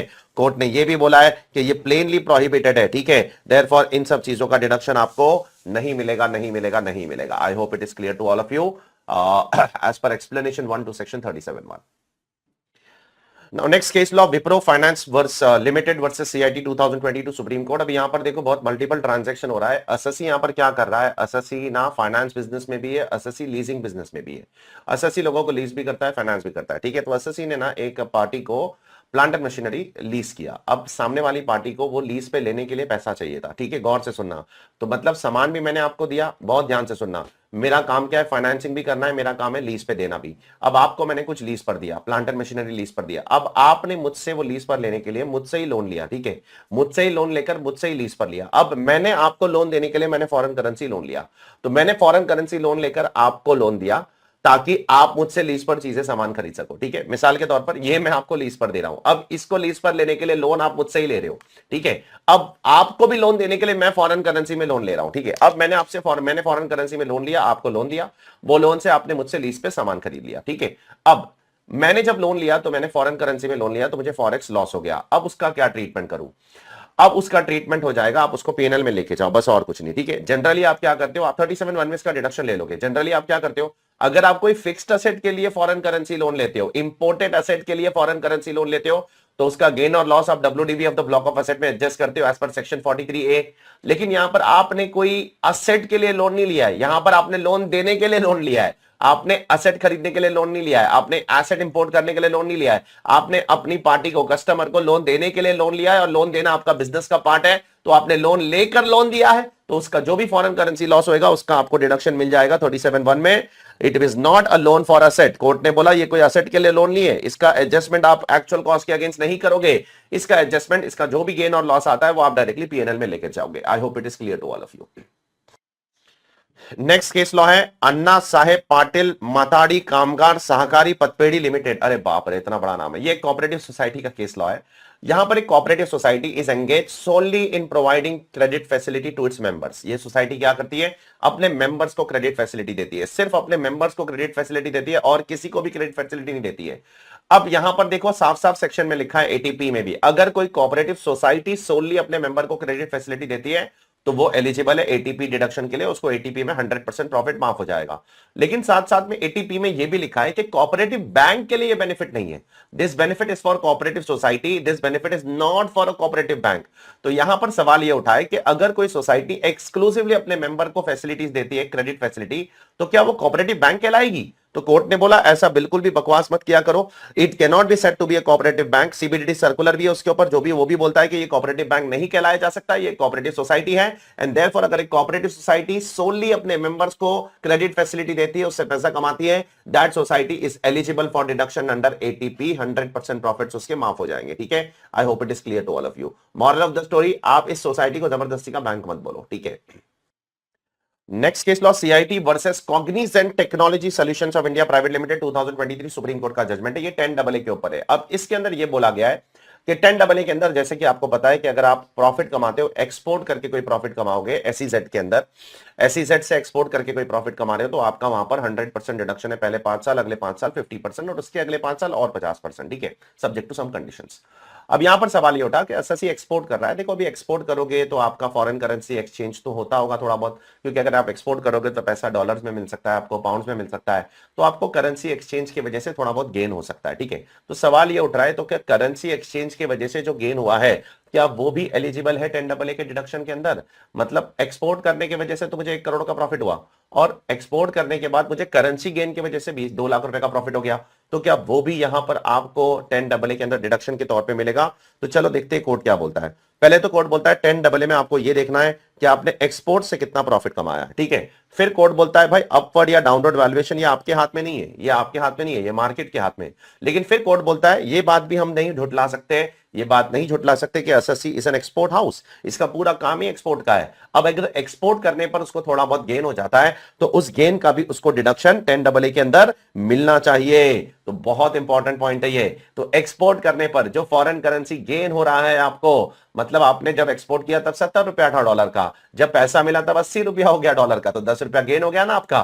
तो वो गेन भी आपका क्या माना जाएगा, इनकम टैक्स के अंदर 10AA में आपको उसका डिडक्शन मिलेगा as per this Supreme Court judgment. Now next case law, new noble education society versus CCIT. यहां पर क्या बोला गया, देखो यहां पर दो मुद्दे, लेकिन एक मुद्दा ज्यादा बड़ा, एक मुद्दा छोटा सा, वो इतना बड़ा मुद्दा नहीं है। बड़ा मुद्दा यह है कि अगर आप 1023C क्लॉज 6 के अंदर रजिस्टर्ड हो एज सोनली फॉर एजुकेशन पर्पस, ठीक है, आप रजिस्टर्ड हो 1023C क्लॉज 6 के, सब क्लॉज 6 के अंदर सोनली फॉर एजुकेशन पर्पस, तो क्या आपके पर्पस के अंदर, क्या ऑब्जेक्ट्स के अंदर कोई दूसरे ऑब्जेक्ट्स हो सकते हैं, यह सवाल उठ रहा है। जब लॉ ने लिखा है सोली, कोर्ट बोलता है जब लॉ ने लिखा है सोली, तो फिर आपके ऑब्जेक्ट्स में कोई दूसरा ऑब्जेक्ट नहीं होना चाहिए। सोली मतलब solely for education, you should not be giving any activity, you should not be giving any service other than education. Education को छोड़कर और कोई सर्विस नहीं होनी चाहिए। कोर्ट ने साफ साफ बोला है you must relate to only imparting education, और in relation to educational activity कोई और एक्टिविटी के लिए आप सर्विस नहीं दे सकते हो। अगर दोगे तो आप रजिस्ट्रेशन से हाथ धो बैठोगे। फर्दर कोर्ट ने बोला है, सोली वर्ड लिखा है ना हमने प्रीडोमिनेंटली और मेनली थोड़ी लिखा है। प्रीडोमिनेंटली अगर लिखता तो हो सकता था कि कुछ और भी कर सकते हो, मेनली अगर लिखा होता तो हो सकता था कुछ और भी कर सकते हो। हमने सोली वर्ड लिखा है, सोली का मतलब होता है ओनली, सिर्फ सिर्फ सिर्फ एजुकेशन पर्पस के लिए आपको सर्विस देना है, और किसी पर्पस के लिए अगर आप सर्विस दोगे तो आप अपना एग्जेम्पशन और रजिस्ट्रेशन हाथ धो बैठोगे।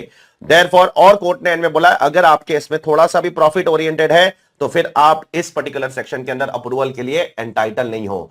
आपका ऑब्जेक्टिव सर्विस होना चाहिए, आपका ऑब्जेक्टिव सेवा होनी चाहिए, आपका ऑब्जेक्टिव प्रॉफिट नहीं होना चाहिए। अगर आपके ऑब्जेक्टिव के अंदर थोड़ा सा भी एजुकेशन को छोड़कर कुछ और आ जाता है, या थोड़ा सा भी प्रॉफिट मोटिव आ जाता है, आप अपना अप्रूवल खो बैठोगे। Therefore, you will not be eligible for the exemption under 1023C. I hope it is clear to all of you. Now next case law, ये भी ट्रस्ट इनकम के ऊपर है, assistant commissioner of income tax versus Ahmedabad urban development authority and other appeals 2022 Supreme court. आप सभी को पता होगा कि चैरिटेबल पर्पस का definition is defined under section 2 clause 15, और उसमें एक 7वां क्लॉज है जो जनरल क्लॉज है, बोलता है कि any other object of general public utility will also be charitable purpose if the commercial receipt in the nature of trade, commerce, etc. exceeds 20% of total receipts। याद आता है आपको? तो अगर आपकी commercial receipts is more than 20% of total receipts तो फिर आपको एग्जेम्पशन नहीं मिलेगा, और अगर आपकी commercial receipt up to 20% of total receipts है तो आपको एग्जेम्पशन मिल जाएगा। तो मान लो अगर आपकी टोटल रिसीट्स 100 करोड़ है, आपकी commercial receipts up to 20 crore है, तो आप एग्जेम्पशन के लिए एलिजिबल हो जनरल क्लॉज के अंदर, अदरवाइज आप एलिजिबल नहीं हो। अब यहां पर सवाल कोर्ट के सामने यह आ गया कि भाई ये कब माना जाएगा कि एसएससी ट्रेड कॉमर्स बिजनेस कर रहा है कि नहीं कर रहा है, ठीक है। तो अब कोर्ट ने भाई हाथ उठा दिया, कोर्ट ने बोला या तो ना ही मैं एसएससी को यहां पर एग्जेम्पशन लेने से रोक रहा हूं, कोर्ट बोलता है, और ना ही मैं टैक्सिंग अथॉरिटी को यहां टैक्स लगाने से रोक रहा हूं। कोर्ट बोलता है मैं दोनों बात नहीं कर रहा हूं, एसएससी को एग्जेम्पशन लेने से भी रोक नहीं रहा हूं और टैक्स अथॉरिटी को टैक्स लगाने से भी नहीं रोक रहा हूं, मैं दोनों की बात करता हूं। कोर्ट बोलता है आपको ईयर टू ईयर बेसिस पे स्क्रूटिनाइज करना पड़ेगा कि एसएससी जो एक्टिविटी कर रहा है क्या वो ट्रेड कॉमर्स और बिजनेस है क्या नहीं है। वो आपको चेक करना पड़ेगा कि वो सामने वाले को जो सर्विस दे रहा है वो कॉस्ट बेसिस पर दे रहा है या सिग्निफिकेंटली हायर प्राइस पर सर्विस दे रहा है। अगर कॉस्ट बेसिस पर दे रहा है तो समझ लो वो क्या कर रहा है, ट्रेड कॉमर्स बिजनेस नहीं कर रहा है, और अगर सिग्निफिकेंटली हाई चार्ज कर रहा है तो समझ लो बिजनेस कर रहा है, कस्टमर से पैसा चार्ज कर रहा है और ये धंधा चला के बैठा है। इसने सेवा भाव से ये बिजनेस, ये एक्टिविटी नहीं चालू किया, ये ट्रस्ट को उसने बिजनेस के भाव से चालू किया है। देयरफॉर उसको आप बिजनेस का बेनिफिट मत दो, उसको आप ट्रस्ट का बेनिफिट मत दो। देयरफॉर आपको ईयर टू ईयर बेसिस पे ये चेक करना पड़ेगा। एक बार ये पता चल गया कि हाँ वो बिजनेस कर रहा है फिर तो टैक्स लगा दो, एक बार वो पता चल गया नहीं वो बिजनेस नहीं कर रहा है, वो तो सेवा भाव से कर रहा है, तो फिर चेक करो कि वो लिमिट 20% की क्रॉस हो रही है कि नहीं हो रही है। अगर उस लिमिट में है तो एग्जेम्पशन दे दो, उस लिमिट को क्रॉस करता है तो एग्जेम्पशन नहीं मिलेगा, ठीक है। नाउ अगला case law, Singapore airlines, KLM, royal Dutch airlines, British airlines, इन सब का कॉमन केस लॉ है जो उनके कमीशन के ऊपर है, कमीशन मॉडल के ऊपर है। देखो ये जो एयरलाइन कंपनी है ना वो अपने एजेंट लोगों को दो किस्म का कमीशन देती है, एक स्टैंडर्ड कमीशन, एक सप्लीमेंट्री कमीशन। स्टैंडर्ड कमीशन क्या होता है, सप्लीमेंट्री कमीशन क्या होता है, उन सब के बारे में मैं बता रहा हूं। और टीडीएस दोनों पे कटेगा कि नहीं कटेगा उन सब के बारे में भी बता रहा हूं। सबसे पहले 194H क्या बोलता है? 194H बोलता है भाई मैं डिस्टिंग्विश नहीं करता हूं standard, supplementary, direct commission, indirect commission, direct payment, indirect payment. 194H बोलता है मैं हर किस्म के पेमेंट के ऊपर टीडीएस काटने की बात करता हूं, provided the relationship should be principal and agent relationship. अभी ये स्टैंडर्ड कमीशन क्या होता है, सप्लीमेंट्री कमीशन क्या होता है, वो समझने के लिए एक एग्जांपल लेना पड़ेगा। सबसे पहले यहां पर 1 लाख रुपए का प्राइस फिक्स किया है, किसने? एयरलाइन कंपनी ने। अब ये प्राइस कौन फिक्स करता है पता है? आईटा फिक्स करता है। आईटा कौन है? गवर्नमेंट की अथॉरिटी है, वो फिक्स करती है, ठीक है। आईटा ने 1 लाख रुपए का प्राइस फिक्स किया है, ठीक है, ये बेस फेयर है। अब एयरलाइन कंपनी ने बोला कि आप 60,000 रुपए में बेचो। कितने में बेचो? एयरलाइन कंपनी बोलती है कि मेरे को 60,000 रुपया चाहिए। किसको बोलती है? एजेंट को बोलती है। अब आईटा ने कितना फिक्स किया है? 1 लाख रुपया। एयरलाइन कंपनी ने बोला है, आईटा मतलब वो मैक्सिमम अमाउंट होता है, उससे ज्यादा में आप बेच नहीं सकते हो, ठीक है। आईटा वो एक गवर्नमेंट की अथॉरिटी है, तो ये मैक्सिमम कितना बेच सकते हो आप? 1 लाख रुपए में। अब एयरलाइन कंपनी कितने में बोल रही है? एयरलाइन कंपनी बोल रही है कि आप मुझे 60,000 रुपए में बिकवा दो, ठीक है। अब एजेंट ने कितने में बेचा? एजेंट ने 80,000 में बेचा। तो ये जो दोनों के 20,000 और 60,000 और 80,000 का डिफरेंस है ना, जो प्राइस पे एजेंट ने बेचा 80,000 और जो प्राइस पे एयरलाइन कंपनी ने बोली है 60,000, इन दोनों के बीच का जो डिफरेंस है ना, उसको बोलते हैं सप्लीमेंट्री कमीशन, ठीक है, सप्लीमेंट्री कमीशन। और स्टैंडर्ड कमीशन क्या है? स्टैंडर्ड कमीशन होता है कुछ percentage of what IATA has fixed. IATA ने 1 लाख रुपया बोला है, से दोनों ने डिसाइड कर लिया, दोनों के बीच का 1 लाख रुपए पे 7% आप मुझे कमीशन दोगे। तो 7% कमीशन देगा कौन? देगा एयरलाइन कंपनी एजेंट को। और जितना भी एक्स्ट्रा भाव में बेचेगा 60,000 के ऊपर, वो भी एयरलाइन कंपनी किसको कमीशन दे रहा है? एजेंट को कमीशन दे रहा है। तो एजेंट का 2 कमीशन है, एक तो आईटा ने जो प्राइस फिक्स किया है उसका कुछ परसेंटेज, और जो एजेंट बेचेगा और एयरलाइन कंपनी ने जो डिसाइड किया, उन दोनों के बीच का जो डिफरेंस है वो सप्लीमेंट्री कमीशन। कोर्ट ने बोला है दोनों पे टीडीएस कटेगा।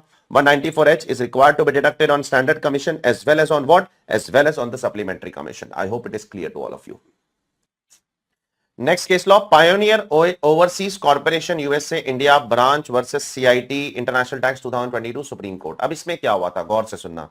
डिपार्टमेंट ने ना एसएससी के ऊपर इंटरेस्ट लगाने के बारे में सोचा सेक्शन 220 के अंदर। 220 के अंदर किसका इंटरेस्ट लगता है सर? जो एसएससी डिफॉल्ट होता है उसका इंटरेस्ट लगता है सेक्शन 220 के अंदर। अब डिपार्टमेंट ने बोला आप एसएससी डिफॉल्ट है, हम आपके ऊपर 220 का इंटरेस्ट लगाएंगे, 1% इंटरेस्ट पर मंथ और पार्ट दे, ठीक है। अब एसएससी ने क्या किया बताया? एसएससी ने ना एक दूसरा रास्ता चुना, म्यूचुअल एग्रीमेंट प्रोसीजर का, जो डीटीडब्ल्यूए के अंदर होता है। वो एक रेमेडी होती है डीटीडब्ल्यूए के अंदर। एसएससी बोला मैं म्यूचुअल एग्रीमेंट प्रोसीजर में जा रहा हूं, आप मेरा इंटरेस्ट मत लगाइए, क्योंकि मैं म्यूचुअल एग्रीमेंट प्रोसीजर के लिए रास्ते पे जा रहा हूं, आप मेरा इंटरेस्ट नहीं लगा सकते हो, क्योंकि मैं ऑलरेडी एक दूसरी अथॉरिटी के पास जाकर अपने मुद्दे को रख रहा हूं, ठीक है। अब सवाल ये उठ रहा है कि अगर आपके ऊपर गवर्नमेंट इंटरेस्ट लगा रही है, तो क्या आप उस इंटरेस्ट से बचने के लिए एक म्यूचुअल एग्रीमेंट प्रोसीजर में चले जाओगे? तो क्या गवर्नमेंट आपका इंटरेस्ट छोड़ देगी? क्या माफ कर देगी? तो कोर्ट ने बोला नहीं, ऐसा नहीं कर सकते हो आप। Just because, merely because you are raising dispute before any authority, that can not be a ground to not levy the interest और to waive the interest under 220। Court ने फिर बोला ये तो मिसयूज करेंगे लोग। वैसे तो फिर जब भी इंटरेस्ट लगेगा आप डिस्प्यूट, आप किसके पास चले जाओ? म्यूचुअल एग्रीमेंट प्रोसीजर के पास चले जाओ। जब भी पता चलेगा इंटरेस्ट लगने वाला है, म्यूचुअल एग्रीमेंट प्रोसीजर के पास चले जाओ और बोलो कि देखो मैं तो म्यूचुअल एग्रीमेंट प्रोसीजर के पास चला गया, आप मुझे पे इंटरेस्ट कैसे लगा सकते हो? आप लोग मत लगाओ भी, मुझे मेरा इंटरेस्ट माफ कर दो या मेरे ऊपर का इंटरेस्ट हटा दो। ऐसे नहीं चलता है, ठीक है। इंटरेस्ट आपके ऊपर लगकर रहेगा, आपको जिधर जाना है जाओ, कोई दिक्कत नहीं, ठीक है। Now, अगला case law, SAP labs SAP labs India private limited versus ITO and other appeals 2023 supreme court. अब ये केस था ट्रांसफर प्राइसिंग के ऊपर। अब आपको पता होगा कि ट्रांसफर प्राइसिंग और अपील से रिलेटेड ये केस लॉ है, ठीक है। अब इसके अंदर बहुत बारीकी से सुनना, आप सभी को पता होगा कि अगर आपको ट्राइब्यूनल के ऊपर अपील करना है, मुझे या डिपार्टमेंट को, किसी को भी ट्राइब्यूनल के ऊपर अपील करना है, तो there has to be a substantial question of law. Question of fact tribunal के ऊपर अपील नहीं हो सकता है, ठीक है, क्योंकि tribunal is the last fact finding authority. उसके ऊपर अगर अपील करना है तो आपको क्वेश्चन ऑफ लॉ होना चाहिए, क्वेश्चन ऑफ फैक्ट अपील नहीं हो सकता है। अब यहां पर एक ट्राइब्यूनल ने क्या किया था? एक ट्राइब्यूनल ने आर्म्स लेंथ प्राइस निकाल दिया, ठीक है। अब क्या इस आर्म्स लेंथ प्राइस को चैलेंज करने के लिए आप हाई कोर्ट में जा सकते हो? ठीक है, देखो आर्म्स लेंथ प्राइस एक्चुअली जो निकालने का ऑप्शन है ना, आर्म्स लेंथ प्राइस क्या चीज है? Arms length price is a matter of what? It's a matter of calculation. तो ये एक एक्चुअली देखा जाए तो arms length price is a question of fact. अब ट्राइब्यूनल ने आर्म्स लेंथ प्राइस निकाल दिया है, तो अब हाई कोर्ट उसके बीच में टांग नहीं अड़ा सकता है।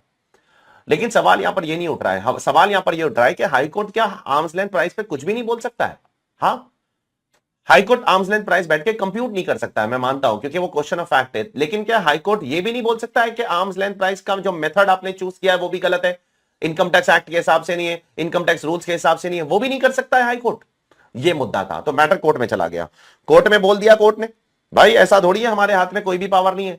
हाँ, हम बैठकर आर्म्स लेंथ प्राइस कंप्यूट नहीं करेंगे, क्योंकि वो कंप्यूटेशन क्वेश्चन ऑफ फैक्ट है। लेकिन क्या आपने इनकम टैक्स एक्ट के प्रोविजंस को बराबर से लगाया या नहीं लगाया है, रूल्स को बराबर से फॉलो किया या नहीं किया है? क्योंकि इनकम टैक्स एक्ट और रूल्स में दिया गया है आर्म्स लेंथ प्राइस कैसे निकालना है, क्या आपने उसके तहत निकाला है कि नहीं निकाला है? वो तो हाईकोर्ट बोल ही सकती है ना, that is absolutely A question of law. वो तो हम लॉ इंटरप्रेट कर रहे हैं, हम कहां फैक्ट्स इंटरप्रेट कर रहे हैं। हाँ, हम बिल्कुल नहीं बोलेंगे आपका आर्म्स लेंथ प्राइस 2000 रुपया होना चाहिए या 3000 रुपया होना चाहिए, हम उस पर कमेंट नहीं कर रहे हैं। लेकिन आपका जो मेथड है वो सही है कि नहीं है, आपका जो तरीका है वो सही है कि नहीं, जो रूल्स के अंदर स्टेप्स है वो सही है कि नहीं सही है, वो तो हम जरूर चेक कर सकते हैं। कोर्ट ने बोला that is absolutely allowed to the court to be done, court कर सकता है, ठीक है। Next case law, US technology international private limited versus CIT 2023 supreme Court. यहां पर एक बहुत ही सिंपल सा इशू है कि 271C में जो टीडीएस की पेनल्टी लगती है, क्या वो लेट पेमेंट या नो पेमेंट के लिए वो पेनल्टी लग सकती है कि नहीं लग सकती है? देखो 271C में साफ साफ लिखा है that 271C penalty is leviable for delay in deduction और नॉन डिडक्शन ऑफ टीडीएस। अगर आप टीडीएस नहीं काटते हो या लेट काटते हो तो वो पेनाल्टी लगेगी। लेट पेमेंट के लिए वो पेनाल्टी नहीं है, ठीक है।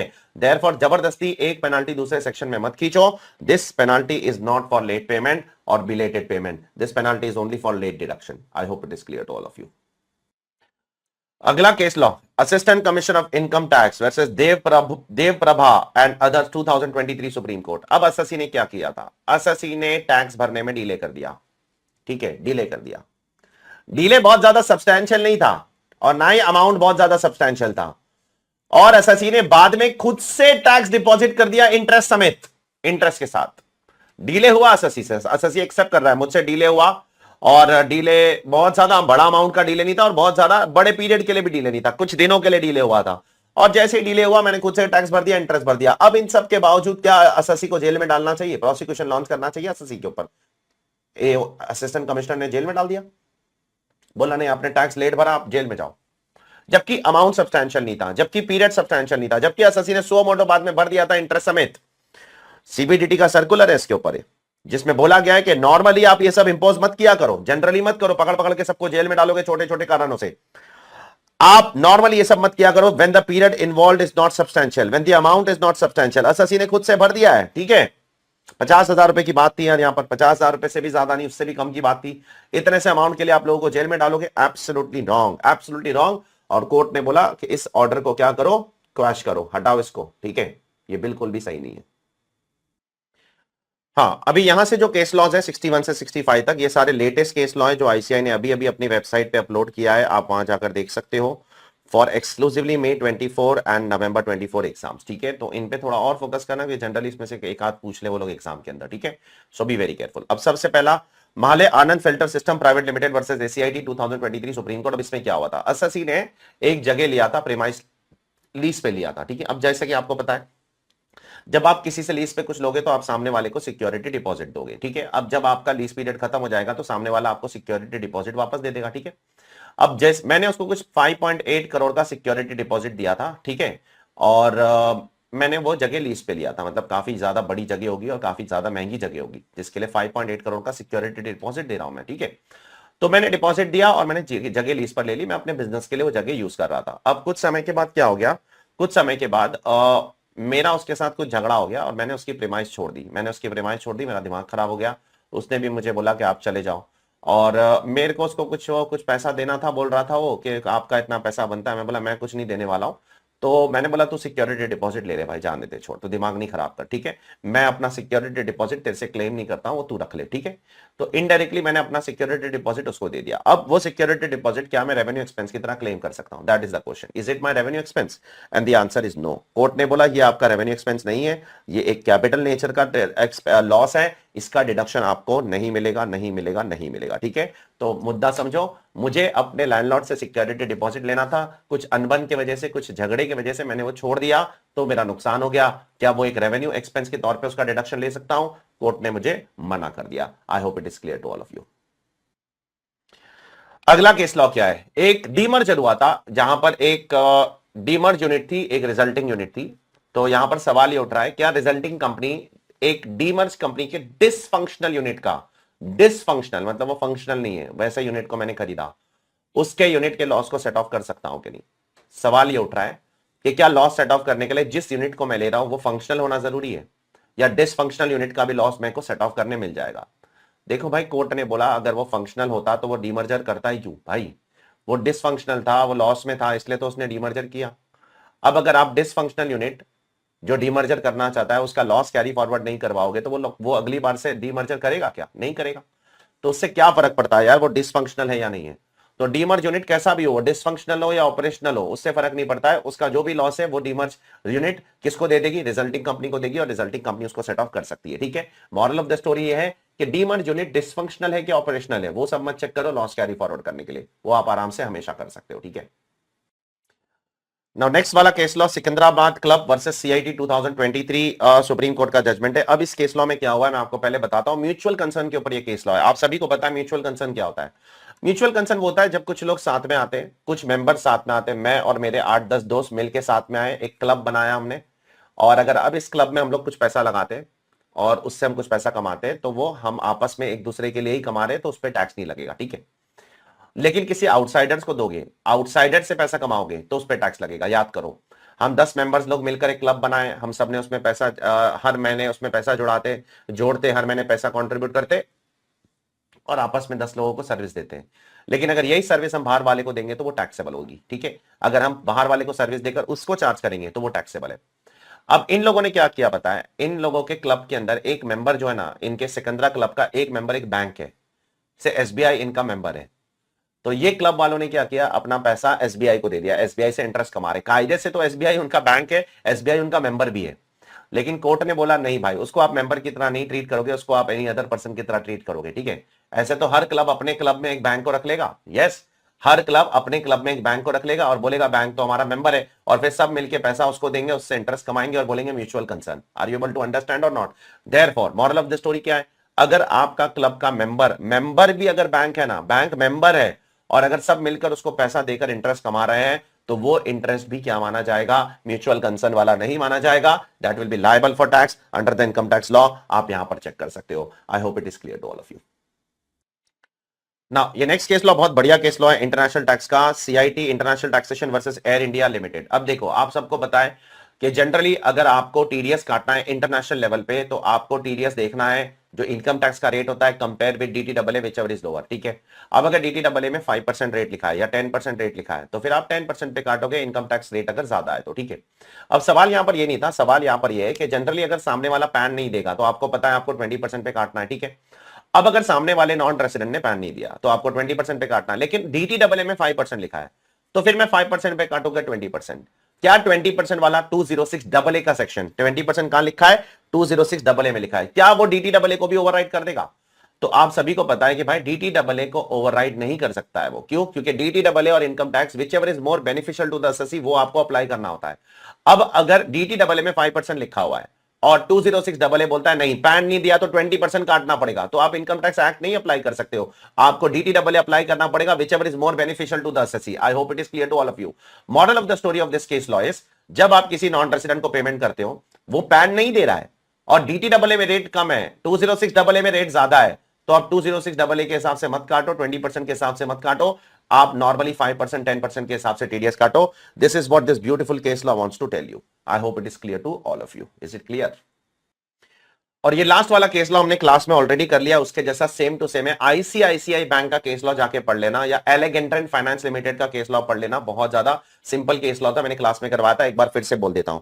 यहां पर एओ ने ओरिजिनल असेसमेंट ऑर्डर पास किया 143(3) का। ठीक है, उसमें कुछ मुद्दे थे XYZ, ये मुद्दे थे, वो एओ ने डिस्कस किया था। ठीक है, अब उसके बाद में एओ ने 147 के अंदर ऑर्डर पास किया, उसके अंदर ABC मुद्दे डिसाइड हुए। ठीक है, अब आगे जाकर सीआईटी को ना 263 के अंदर रिवाइज करना है कुछ मुद्दे। ठीक है, अब आप सबको पता है 263 के अंदर सीआईटी के पास रिवाइज करने का टाइम होता है 2 years on the end of the financial year in which the order sought to be revised was passed। जिस ऑर्डर को आप रिवाइज करना चाहते हो उस साल के एंड से 2 साल का टाइम होता है आपके पास।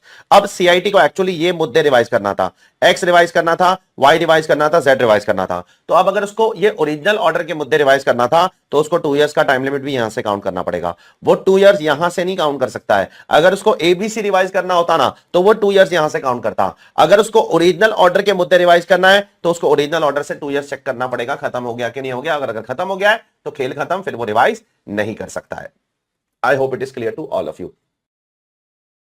चलिए अगले केस लॉ की तरफ बढ़ते हैं। Case law number 57, CIT versus AA estate private limited, supreme court का जजमेंट है। देखो ये जजमेंट है ना, कुछ अलग किस्म का जजमेंट है, बहुत अलग किस्म का जजमेंट है, और ये 2019 का जजमेंट है, पुराना जजमेंट है, नया जजमेंट नहीं है। इसमें क्या है पता है, हाई कोर्ट अपनी अपील कैसे डिसाइड करेगा उसके ऊपर पूरा का पूरा मुद्दा है। मान लो हाई कोर्ट में अपील चल रही है, ठीक है। अब हाई कोर्ट में सबसे पहले तो आप सिर्फ सब्सटैंशियल क्वेश्चन ऑफ लॉ लेकर जाते हो, क्वेश्चन ऑफ फैक्ट लेकर तो हाई कोर्ट जा नहीं सकते हो। अब सब्सटैंशियल क्वेश्चन ऑफ लॉ के ऊपर ये पूरा का पूरा केस लॉ है, ठीक है, और हाई कोर्ट के पावर्स के ऊपर ये केस लॉ है। बहुत ज्यादा ध्यान से सुनना, बहुत ज्यादा ट्रिकी है ये। सबसे पहला छोटा सा पॉइंट है लेकिन ट्रिकी पॉइंट है। हाई कोर्ट के अंदर मैं चला गया, ठीक है, मैं अपेलेंट हूं, अपेलेंट कोई भी हो सकता है, अपेलेंट मैं भी हो सकता हूं, अपेलेंट डिपार्टमेंट भी हो सकता है। तो अपेलेंट अपना क्वेश्चन ऑफ लॉ देगा ना ऑब्वियसली, कि क्या क्वेश्चन ऑफ लॉ है, क्या मुद्दा है जिसपे मुझे अपील करना है। तो हाई कोर्ट उस पर डिसाइड करेगा कि कौन सही है कौन गलत है। लेकिन एक और पॉइंट है, हाई कोर्ट को अपना जजमेंट देने के पहले हाई कोर्ट को खुद को भी क्वेश्चन ऑफ लॉ फ्रेम करना जरूरी होता है, ठीक है। सिर्फ अपेलेंट के क्वेश्चन ऑफ लॉ के पर हाई कोर्ट जजमेंट नहीं दे सकता है, हाई कोर्ट को अपना खुद का भी क्वेश्चन ऑफ लॉ फ्रेम करना जरूरी है। ये दो अलग रिक्वायरमेंट है सेक्शन 260A के अंदर, जरा ध्यान से सुनना। यहां पर दो अलग सबसेक्शन के क्लॉज के रेफरेंस दिए। जो अससी जो अपेलेंट प्रपोज करता है ना क्वेश्चन ऑफ लॉ, वो section 260A subsection 2 clause C के अंदर दिया है, और जो हाई कोर्ट फ्रेम करता है ना वो सेक्शन 260 सबसेक्शन 3 के अंदर दिया है। जब तक ये दोनों चीज नहीं होगी ना तब तक वो जजमेंट सही नहीं माना जाएगा। अब इस केस के अंदर क्या हुआ पता है, हाई कोर्ट ने अपना खुद का क्वेश्चन ऑफ लॉ फ्रेम किया ही नहीं, जो अपेलेंट ने बोला उसी बेसिस पर उसने जजमेंट दे दिया, ठीक है। तो क्या ये जजमेंट वैलिड माना जाएगा? And the answer is no. Court ने बोला कि नहीं नहीं नहीं नहीं, instead the appeal was heard only on the question urged by the appellant under section 260A subsection 2 clause 6 which is not in requirement with 260A4. Therefore the court did not decide the appeal in conformity with the mandatory procedure prescribed under 260A. mandatory procedure क्या है? Appellant अपना question of law अलग से रखेगा, high court को अपने question of law अलग से बताने पड़ेंगे, उनका क्या ओपिनियन है। सिर्फ अससी ने जो बोल दिया वो बेसिस पे जजमेंट दे दिया, ये नहीं चलेगा, ये आपने ठीक से प्रोसीजर नहीं फॉलो किया है। I hope it is clear to all of you. चलिए अगले केस लॉ की तरफ बढ़ते हैं। Case law number 58, Spinacon India private limited 2018 का जजमेंट है सुप्रीम कोर्ट का। देखो अब इसके अंदर क्या हुआ था, ध्यान से सुनना, बहुत ही अतरंगी केस लॉ ये भी। आईटैट ने एक ऑर्डर पास किया, मुझे बताना आईटैट ऑर्डर पास करने के बाद आप अगर उससे दुखी हो तो आप कहां जाओगे अपील करने? आप हाई कोर्ट में जाओगे अपील करने। अगर क्वेश्चन ऑफ लॉ है तो, सब्सटैंशियल क्वेश्चन ऑफ लॉ है तो हाई कोर्ट में अपील कर सकते हो। आपके पास 120 दिन का समय होता है from the date of receipt of order, ठीक है। जब भी आपको आईटैट का ऑर्डर मिला उसके 120 दिन तक आप हाई कोर्ट में जाकर अपील कर सकते हो अगर क्वेश्चन ऑफ लॉ है तो। अब अससी ने अपील नहीं किया और अससी ने क्या किया, अससी ने उसके अंदर कुछ ना मिस्टेक ढूंढा, अपेरेंट मिस्टेक। तो अससी ने ना 254 सेक्शन 254 सबसेक्शन 2 के अंदर रेक्टिफिकेशन के लिए आईटैट को एप्लीकेशन दिया, ठीक है। अब आईटैट को रेक्टिफिकेशन के लिए एप्लीकेशन दिया और 120 दिन चले गए, 120 दिन चले गए। उसके बाद अससी जागा और बोलता है कि यार मेरे को अभी अपील करने का है, ठीक है। तो क्या उसको अपील करने का मौका देंगे? The answer is no. उसको अपील करना चाहिए था तो तभी के तभी करना चाहिए था, he could have done it. और दोनों साथ में भी कर सकता है, वो कोई प्रॉब्लम वाली बात नहीं है, दो अलग चीज है ना ये। अब अगर तुम यहां पर फालतू का आर्गुमेंट कर रहे हो, देखो, can delay in filing an appeal be condoned where the stated reason for delay is in pursuance of an alternate remedy. तो उससे क्या फर्क पड़ता है? अल्टरनेट रेमेडी क्या थी? आईटैट के सामने आप रेक्टिफिकेशन के लिए आप दोनों कर सकते थे साथ में यार, दो अलग चीज है वो। तो अससी आर्गुमेंट कर रहा नहीं यार, वो ऑलरेडी एक रेमेडी मैं ऑफ कर रहा था तो मैं दूसरी रेमेडी कैसे? दोनों कर सकते हो, कोई प्रॉब्लम ही नहीं है। क्या रेक्टिफिकेशन के साथ आप अपील नहीं कर सकते हो? कर सकते हो। वहां पर कोई डॉक्ट्राइन ऑफ पार्शियल मर्जर का कॉन्सेप्ट नहीं है, जबरदस्ती का यहां पर अननेसेसरी चीजें मत घुसाओ, ठीक है। देयरफॉर यहां पर कोर्ट ने आपको अलाउ नहीं किया है, आप अभी अपील नहीं कर सकते हो, आपके डिले को कंडोन कोर्ट नहीं कर रहा है, ठीक है। I hope it is clear to all of you. चलिए अगले केस लॉ की तरफ बढ़ते हैं। Case law number 59, doctor Manoj Kabra versus income tax officer 2014, Allahabad high court का जजमेंट है। अब इस केस लॉ में क्या होता है जरा ध्यान से सुना। ये केस लॉ है सेक्शन 281 के ऊपर, जो इसके बारे में हमको पता भी नहीं होगा कि सेक्शन होता क्या है। It's section on transfer of void property, ठीक है। अगर आपने कोई प्रॉपर्टी ट्रांसफर किया तो उस ट्रांसफर को गवर्नमेंट वॉइड डिक्लेयर कर सकती है, इलीगल ट्रांसफर डिक्लेयर कर सकती है, गलत ट्रांसफर डिक्लेयर कर सकती है। तो यहां पर सवाल ये उठ रहा है, क्या एओ के पास सुओ मोटो पावर है, सुओ मोटो जुरिस्डिक्शन है उसके पास कि वो किसी भी प्रॉपर्टी को इलीगल डिक्लेयर कर सकता है? The answer is no. AO को दो चीज करनी पड़ेगी। सबसे पहली चीज, उसको एक अप्रोप्रिएट प्रोसीडिंग फॉलो करनी पड़ेगी जो ट्रांसफर ऑफ प्रॉपर्टी एक्ट के सेक्शन 53 के अंदर लिखा गया है। Section 53 of transfer of property act में जो बोला गया है वो प्रोसीडिंग उसको फॉलो करनी पड़ेगी। साथ साथ में सेक्शन 281 के हिसाब से उसको एक सूट फाइल करना पड़ेगा, ठीक है। दैट द ट्रांसफर क्या है? एक वॉइड ट्रांसफर है, ठीक है। तो ये दो चीज उसको करनी पड़ेगी। जब तक ये दो चीज नहीं करेगा ये उसका सुओ मोटो जुरिस्डिक्शन अज्यूम नहीं कर सकता है। सुओ मोटो को पावर सरकार ने नहीं दिया है। तो ये जो मैं इंपॉर्टेंट वर्ड्स बता रहा हूं ना, ये आपको एग्जाम में लिखने हैं तो ही मार्क्स मिलेंगे, नहीं तो आपको मार्क्स नहीं मिलने वाले। ये चीज दिमाग में रखना, ठीक है। अब अगला वाला केस लॉ देखो, बहुत ही जेन्युइन प्रॉब्लम है जो बहुत लोगों के साथ होता है। BDR Finvest private limited versus DCIT 2024 Delhi high court, latest case law है, बहुत ज्यादा इंपॉर्टेंट है। ठीक है, यहां पर क्या हुआ पता है कि डिडक्टर ने ना टीडीएस काटा, ठीक है, टीडीएस काटा और टीडीएस भरा नहीं, ठीक है, भरा नहीं उसने, तो अभी 26 ईयर्स में रिफ्लेक्ट तो नहीं होगा। ठीक है, तो मैंने आपका मान लो टीडीएस काट लिया, लेकिन मैंने टीडीएस भरा नहीं। Is the deductee entitle to claim the credit if the TDS is not reflected in form 26 because the deductor has not deposited with the central government? तो काटने वाले ने टीडीएस काटा, भरा नहीं, तो क्या डिडक्टी को उसकी सजा झेलनी पड़ेगी? हाँ, क्या उसको क्रेडिट मिलेगा कि नहीं मिलेगा? देखो कायदे से तो मिलना चाहिए ना, उसकी क्या गलती है बताओ, डिडक्टी की क्या गलती? डिडक्टर ने तो काट लिया पूरा का पूरा टैक्स, सरकार को नहीं भर रहा है, तो सरकार को जो भी एक्शन लेना है कोर्ट ने बोला वो डिडक्टर से लो, डिडक्टी से मत लो। डिडक्टी के अगेंस्ट आप कोई क्वेश्चन नहीं उठा सकते हो, ठीक है, डिडक्टी की कोई गलती नहीं है, वो डिडक्टर की गलती है, उसके अगेंस्ट आप क्वेश्चन उठाओ। देखो, therefore the deductee should be given the credit for TDS even though it was not reflected in form 26A। बहुत बड़ा लैंडमार्क जजमेंट है भैया दिल्ली हाईकोर्ट का। No recovery towards TDS could be made from the assessee in terms of section 205। तो assessee मतलब deductee से कोई recovery नहीं कर सकते हो आप, ठीक है, कोई जो भी करना है डिडक्टर से करो, डिडक्टर से करो। Deductor has failed to deposit the tax with the government, उसके अगेंस्ट उसकी बैंड बजाओ, बस assessee को कुछ नहीं बोल सकते हो। I hope it is clear to all of you. अब नेक्स्ट वाला केस लॉ तो बहुत बार आ चुका है, क्लास में भी हमने कर लिया है, इससे पहले भी शायद एक आध बार आ चुका है। भारतीय cellular limited versus AIT, fact of the case वही सेम है। देखो यहाँ पर एक ये कौन है, टेलीकॉम कंपनी है, और आप कौन हो, डिस्ट्रीब्यूटर हो। आप क्या करते हो, आप टेलीकॉम कंपनी के बिहाफ पे सिम कार्ड बेचते हो, उनके रिचार्ज कूपन बेचते हो, ठीक है। अब देखो बहुत सिंपल है, अगर दोनों के बीच में प्रिंसिपल प्रिंसिपल रिलेशनशिप है तो टीडीएस 194H में नहीं आएगा, और अगर दोनों के बीच में प्रिंसिपल एजेंट रिलेशनशिप है तो टीडीएस 194H में आ जाएगा। आप मेरे लिए एक एजेंट की तरह काम करना चाहिए तो टीडीएस आएगा। आप अगर खुद एक मालिक की तरह काम कर रहे हो, ओनर की तरह काम कर रहे हो, मुझसे सिम कार्ड खरीद के बेच रहे हो, तो फिर आप मेरे एजेंट नहीं हो, ठीक है। मुझसे सिम कार्ड लेकर बेच रहे हो, जो बच जाएगा वो मुझे दे दोगे, तो वो फिर आप मेरे एजेंट की तरह काम कर रहे हो। तो आपको फैक्ट्स ऑफ द केस में चेक करना पड़ेगा। यहां पर जब facts of the case court ने चेक किया, सुप्रीम कोर्ट ने, तो पता चला this does not reflect any fiduciary capacity. Fiduciary मतलब कोई एजेंट प्रिंसिपल रिलेशनशिप यहां पर नहीं दिख रहा है, इनफैक्ट यहां पर प्रिंसिपल प्रिंसिपल रिलेशनशिप दिख रहा है। देयरफॉर 194H में यहां पर टीडीएस नहीं आएगा। I hope it is clear to all of you.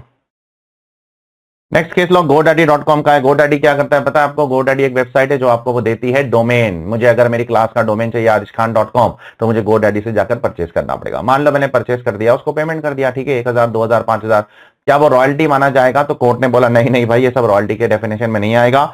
The High Court held that the fees received by the assessee for registration of domain names to its customer cannot be treated as royalty. ये royalty के definition में नहीं आएगा, नहीं आएगा, नहीं आएगा, ठीक है। I hope it is clear to all of you. Latest case law है तो आ सकता है एग्जाम के अंदर, रॉयल्टी को मिक्स करके नॉन रेजिडेंट टैक्सेशन के अंदर कोई क्वेश्चन बना के इंस्टीट्यूट पे क्वेश्चन बना सकता है, केयरफुल रहना। चलिए अगले केस लॉ की तरफ बढ़ते हैं। यहां पर केस लॉ क्या है? Duraiswamy Kumaraswamy, principal commissioner of income tax 2024 Madras high court. देखो ये एक इंटरनेशनल टैक्स का केस लॉ है। एक अससी है, उसको एफटीसी क्लेम करना है, और आपको पता होगा एफटीसी क्लेम करने के लिए एक फॉर्म भरना पड़ता है, फॉर्म 67, जिसके अंदर सब डिटेल डालना पड़ता है, कौन से कंट्री में आपने टैक्स भरा, कब टैक्स भरा, कितना भरा, और कितने इनकम पे भरा, इनकम कब ऑफर किया, ऐसा बहुत सारा डिटेल देना पड़ता है आपको फॉर्म 67 के अंदर। अब अससी से बहुत ध्यान से सुनना, अससी से क्या हुआ? अससी ने वो फॉर्म 67 रिटर्न के साथ भरा नहीं। अससी ने रिटर्न भर दिया, गौर से सुन लेना, लेकिन फॉर्म 67 नहीं भर पाया, ठीक है, नहीं भरा उसने, भी गलती हो गई, इनएडवर्टेंट एरर हो गया, उससे गलती हो गई। रिटर्न भर दिया लेकिन फॉर्म 67 उसने नहीं भरा। लेकिन 143(1) के इंटीमेशन आने के पहले उसने वो फॉर्म भर दिया, ठीक है। 143 का जो इंटीमेशन आया था उससे पहले उसने फॉर्म भर दिया, ठीक है। तो क्या उसको एफटीसी मिलेगा? क्या एफटीसी उसका डिनाई कर दोगे? गौर से सुनना, रिटर्न भरा तब एफटीसी नहीं भरा, एफटीसी का फॉर्म नहीं भरा, फॉर्म 67 भूल गया, लेकिन इंटीमेशन आने के पहले उसने फॉर्म भर दिया, तो क्या उसका आप एफटीसी डिनाई कर दोगे? तो कोर्ट ने बोला ऐसा कुछ करने की जरूरत नहीं है। रूल 128 के अंदर जो एफटीसी का रिक्वायरमेंट है फॉर्म 67 का, वो सिर्फ डायरेक्टरी इन नेचर है, मतलब एक रिकमेंडेटरी मैनर के लिए बोला गया है, मैंडेटरी नहीं है, डायरेक्टरी इन नेचर है। The rule is only for implementation of the provision of the act and it will always be directory in nature. Therefore in the present case the claim of the foreign tax credit can not be denied. आपको उसको deny नहीं करना चाहिए, आपको SSC को FTC दे देना चाहिए, ठीक है। I hope it is clear to all of you. तो यहां जाकर हमारे सारे के सारे केस लॉस खत्म हो जाते हैं जो आपके मई 2025, सितंबर 2025 एंड जैन 2026 के लिए रिलेवेंट है। सितंबर 25 और जैन 26 के लिए कुछ और केस लॉज आईसीआई आगे जाकर लाएगा, वो मैं आपको अलग से करा दूंगा, उसका अलग से वीडियो डाल दूंगा, उसके साथ आपको ये सारे भी देखना है, ठीक है। I hope it is clear to all of you. If you like this video you can share this with all your friends. मैं फिर से कहना चाहता हूं, आपको लेटेस्ट वाले पे ज्यादा ध्यान देना है। 10 में से 100 में से 90% चांस यही है के लेटेस्ट वाले ही पूछेगा। पहले 3 जो केस लॉ अपन ने देखा वो, और जो 2023 2024 के जो केस लॉ है वो आप अच्छे से देख कर जाना। I hope it is clear to all of you. बहुत जल्दी मिलता हूं आप लोगों के साथ कुछ और जबरदस्त वीडियो के साथ।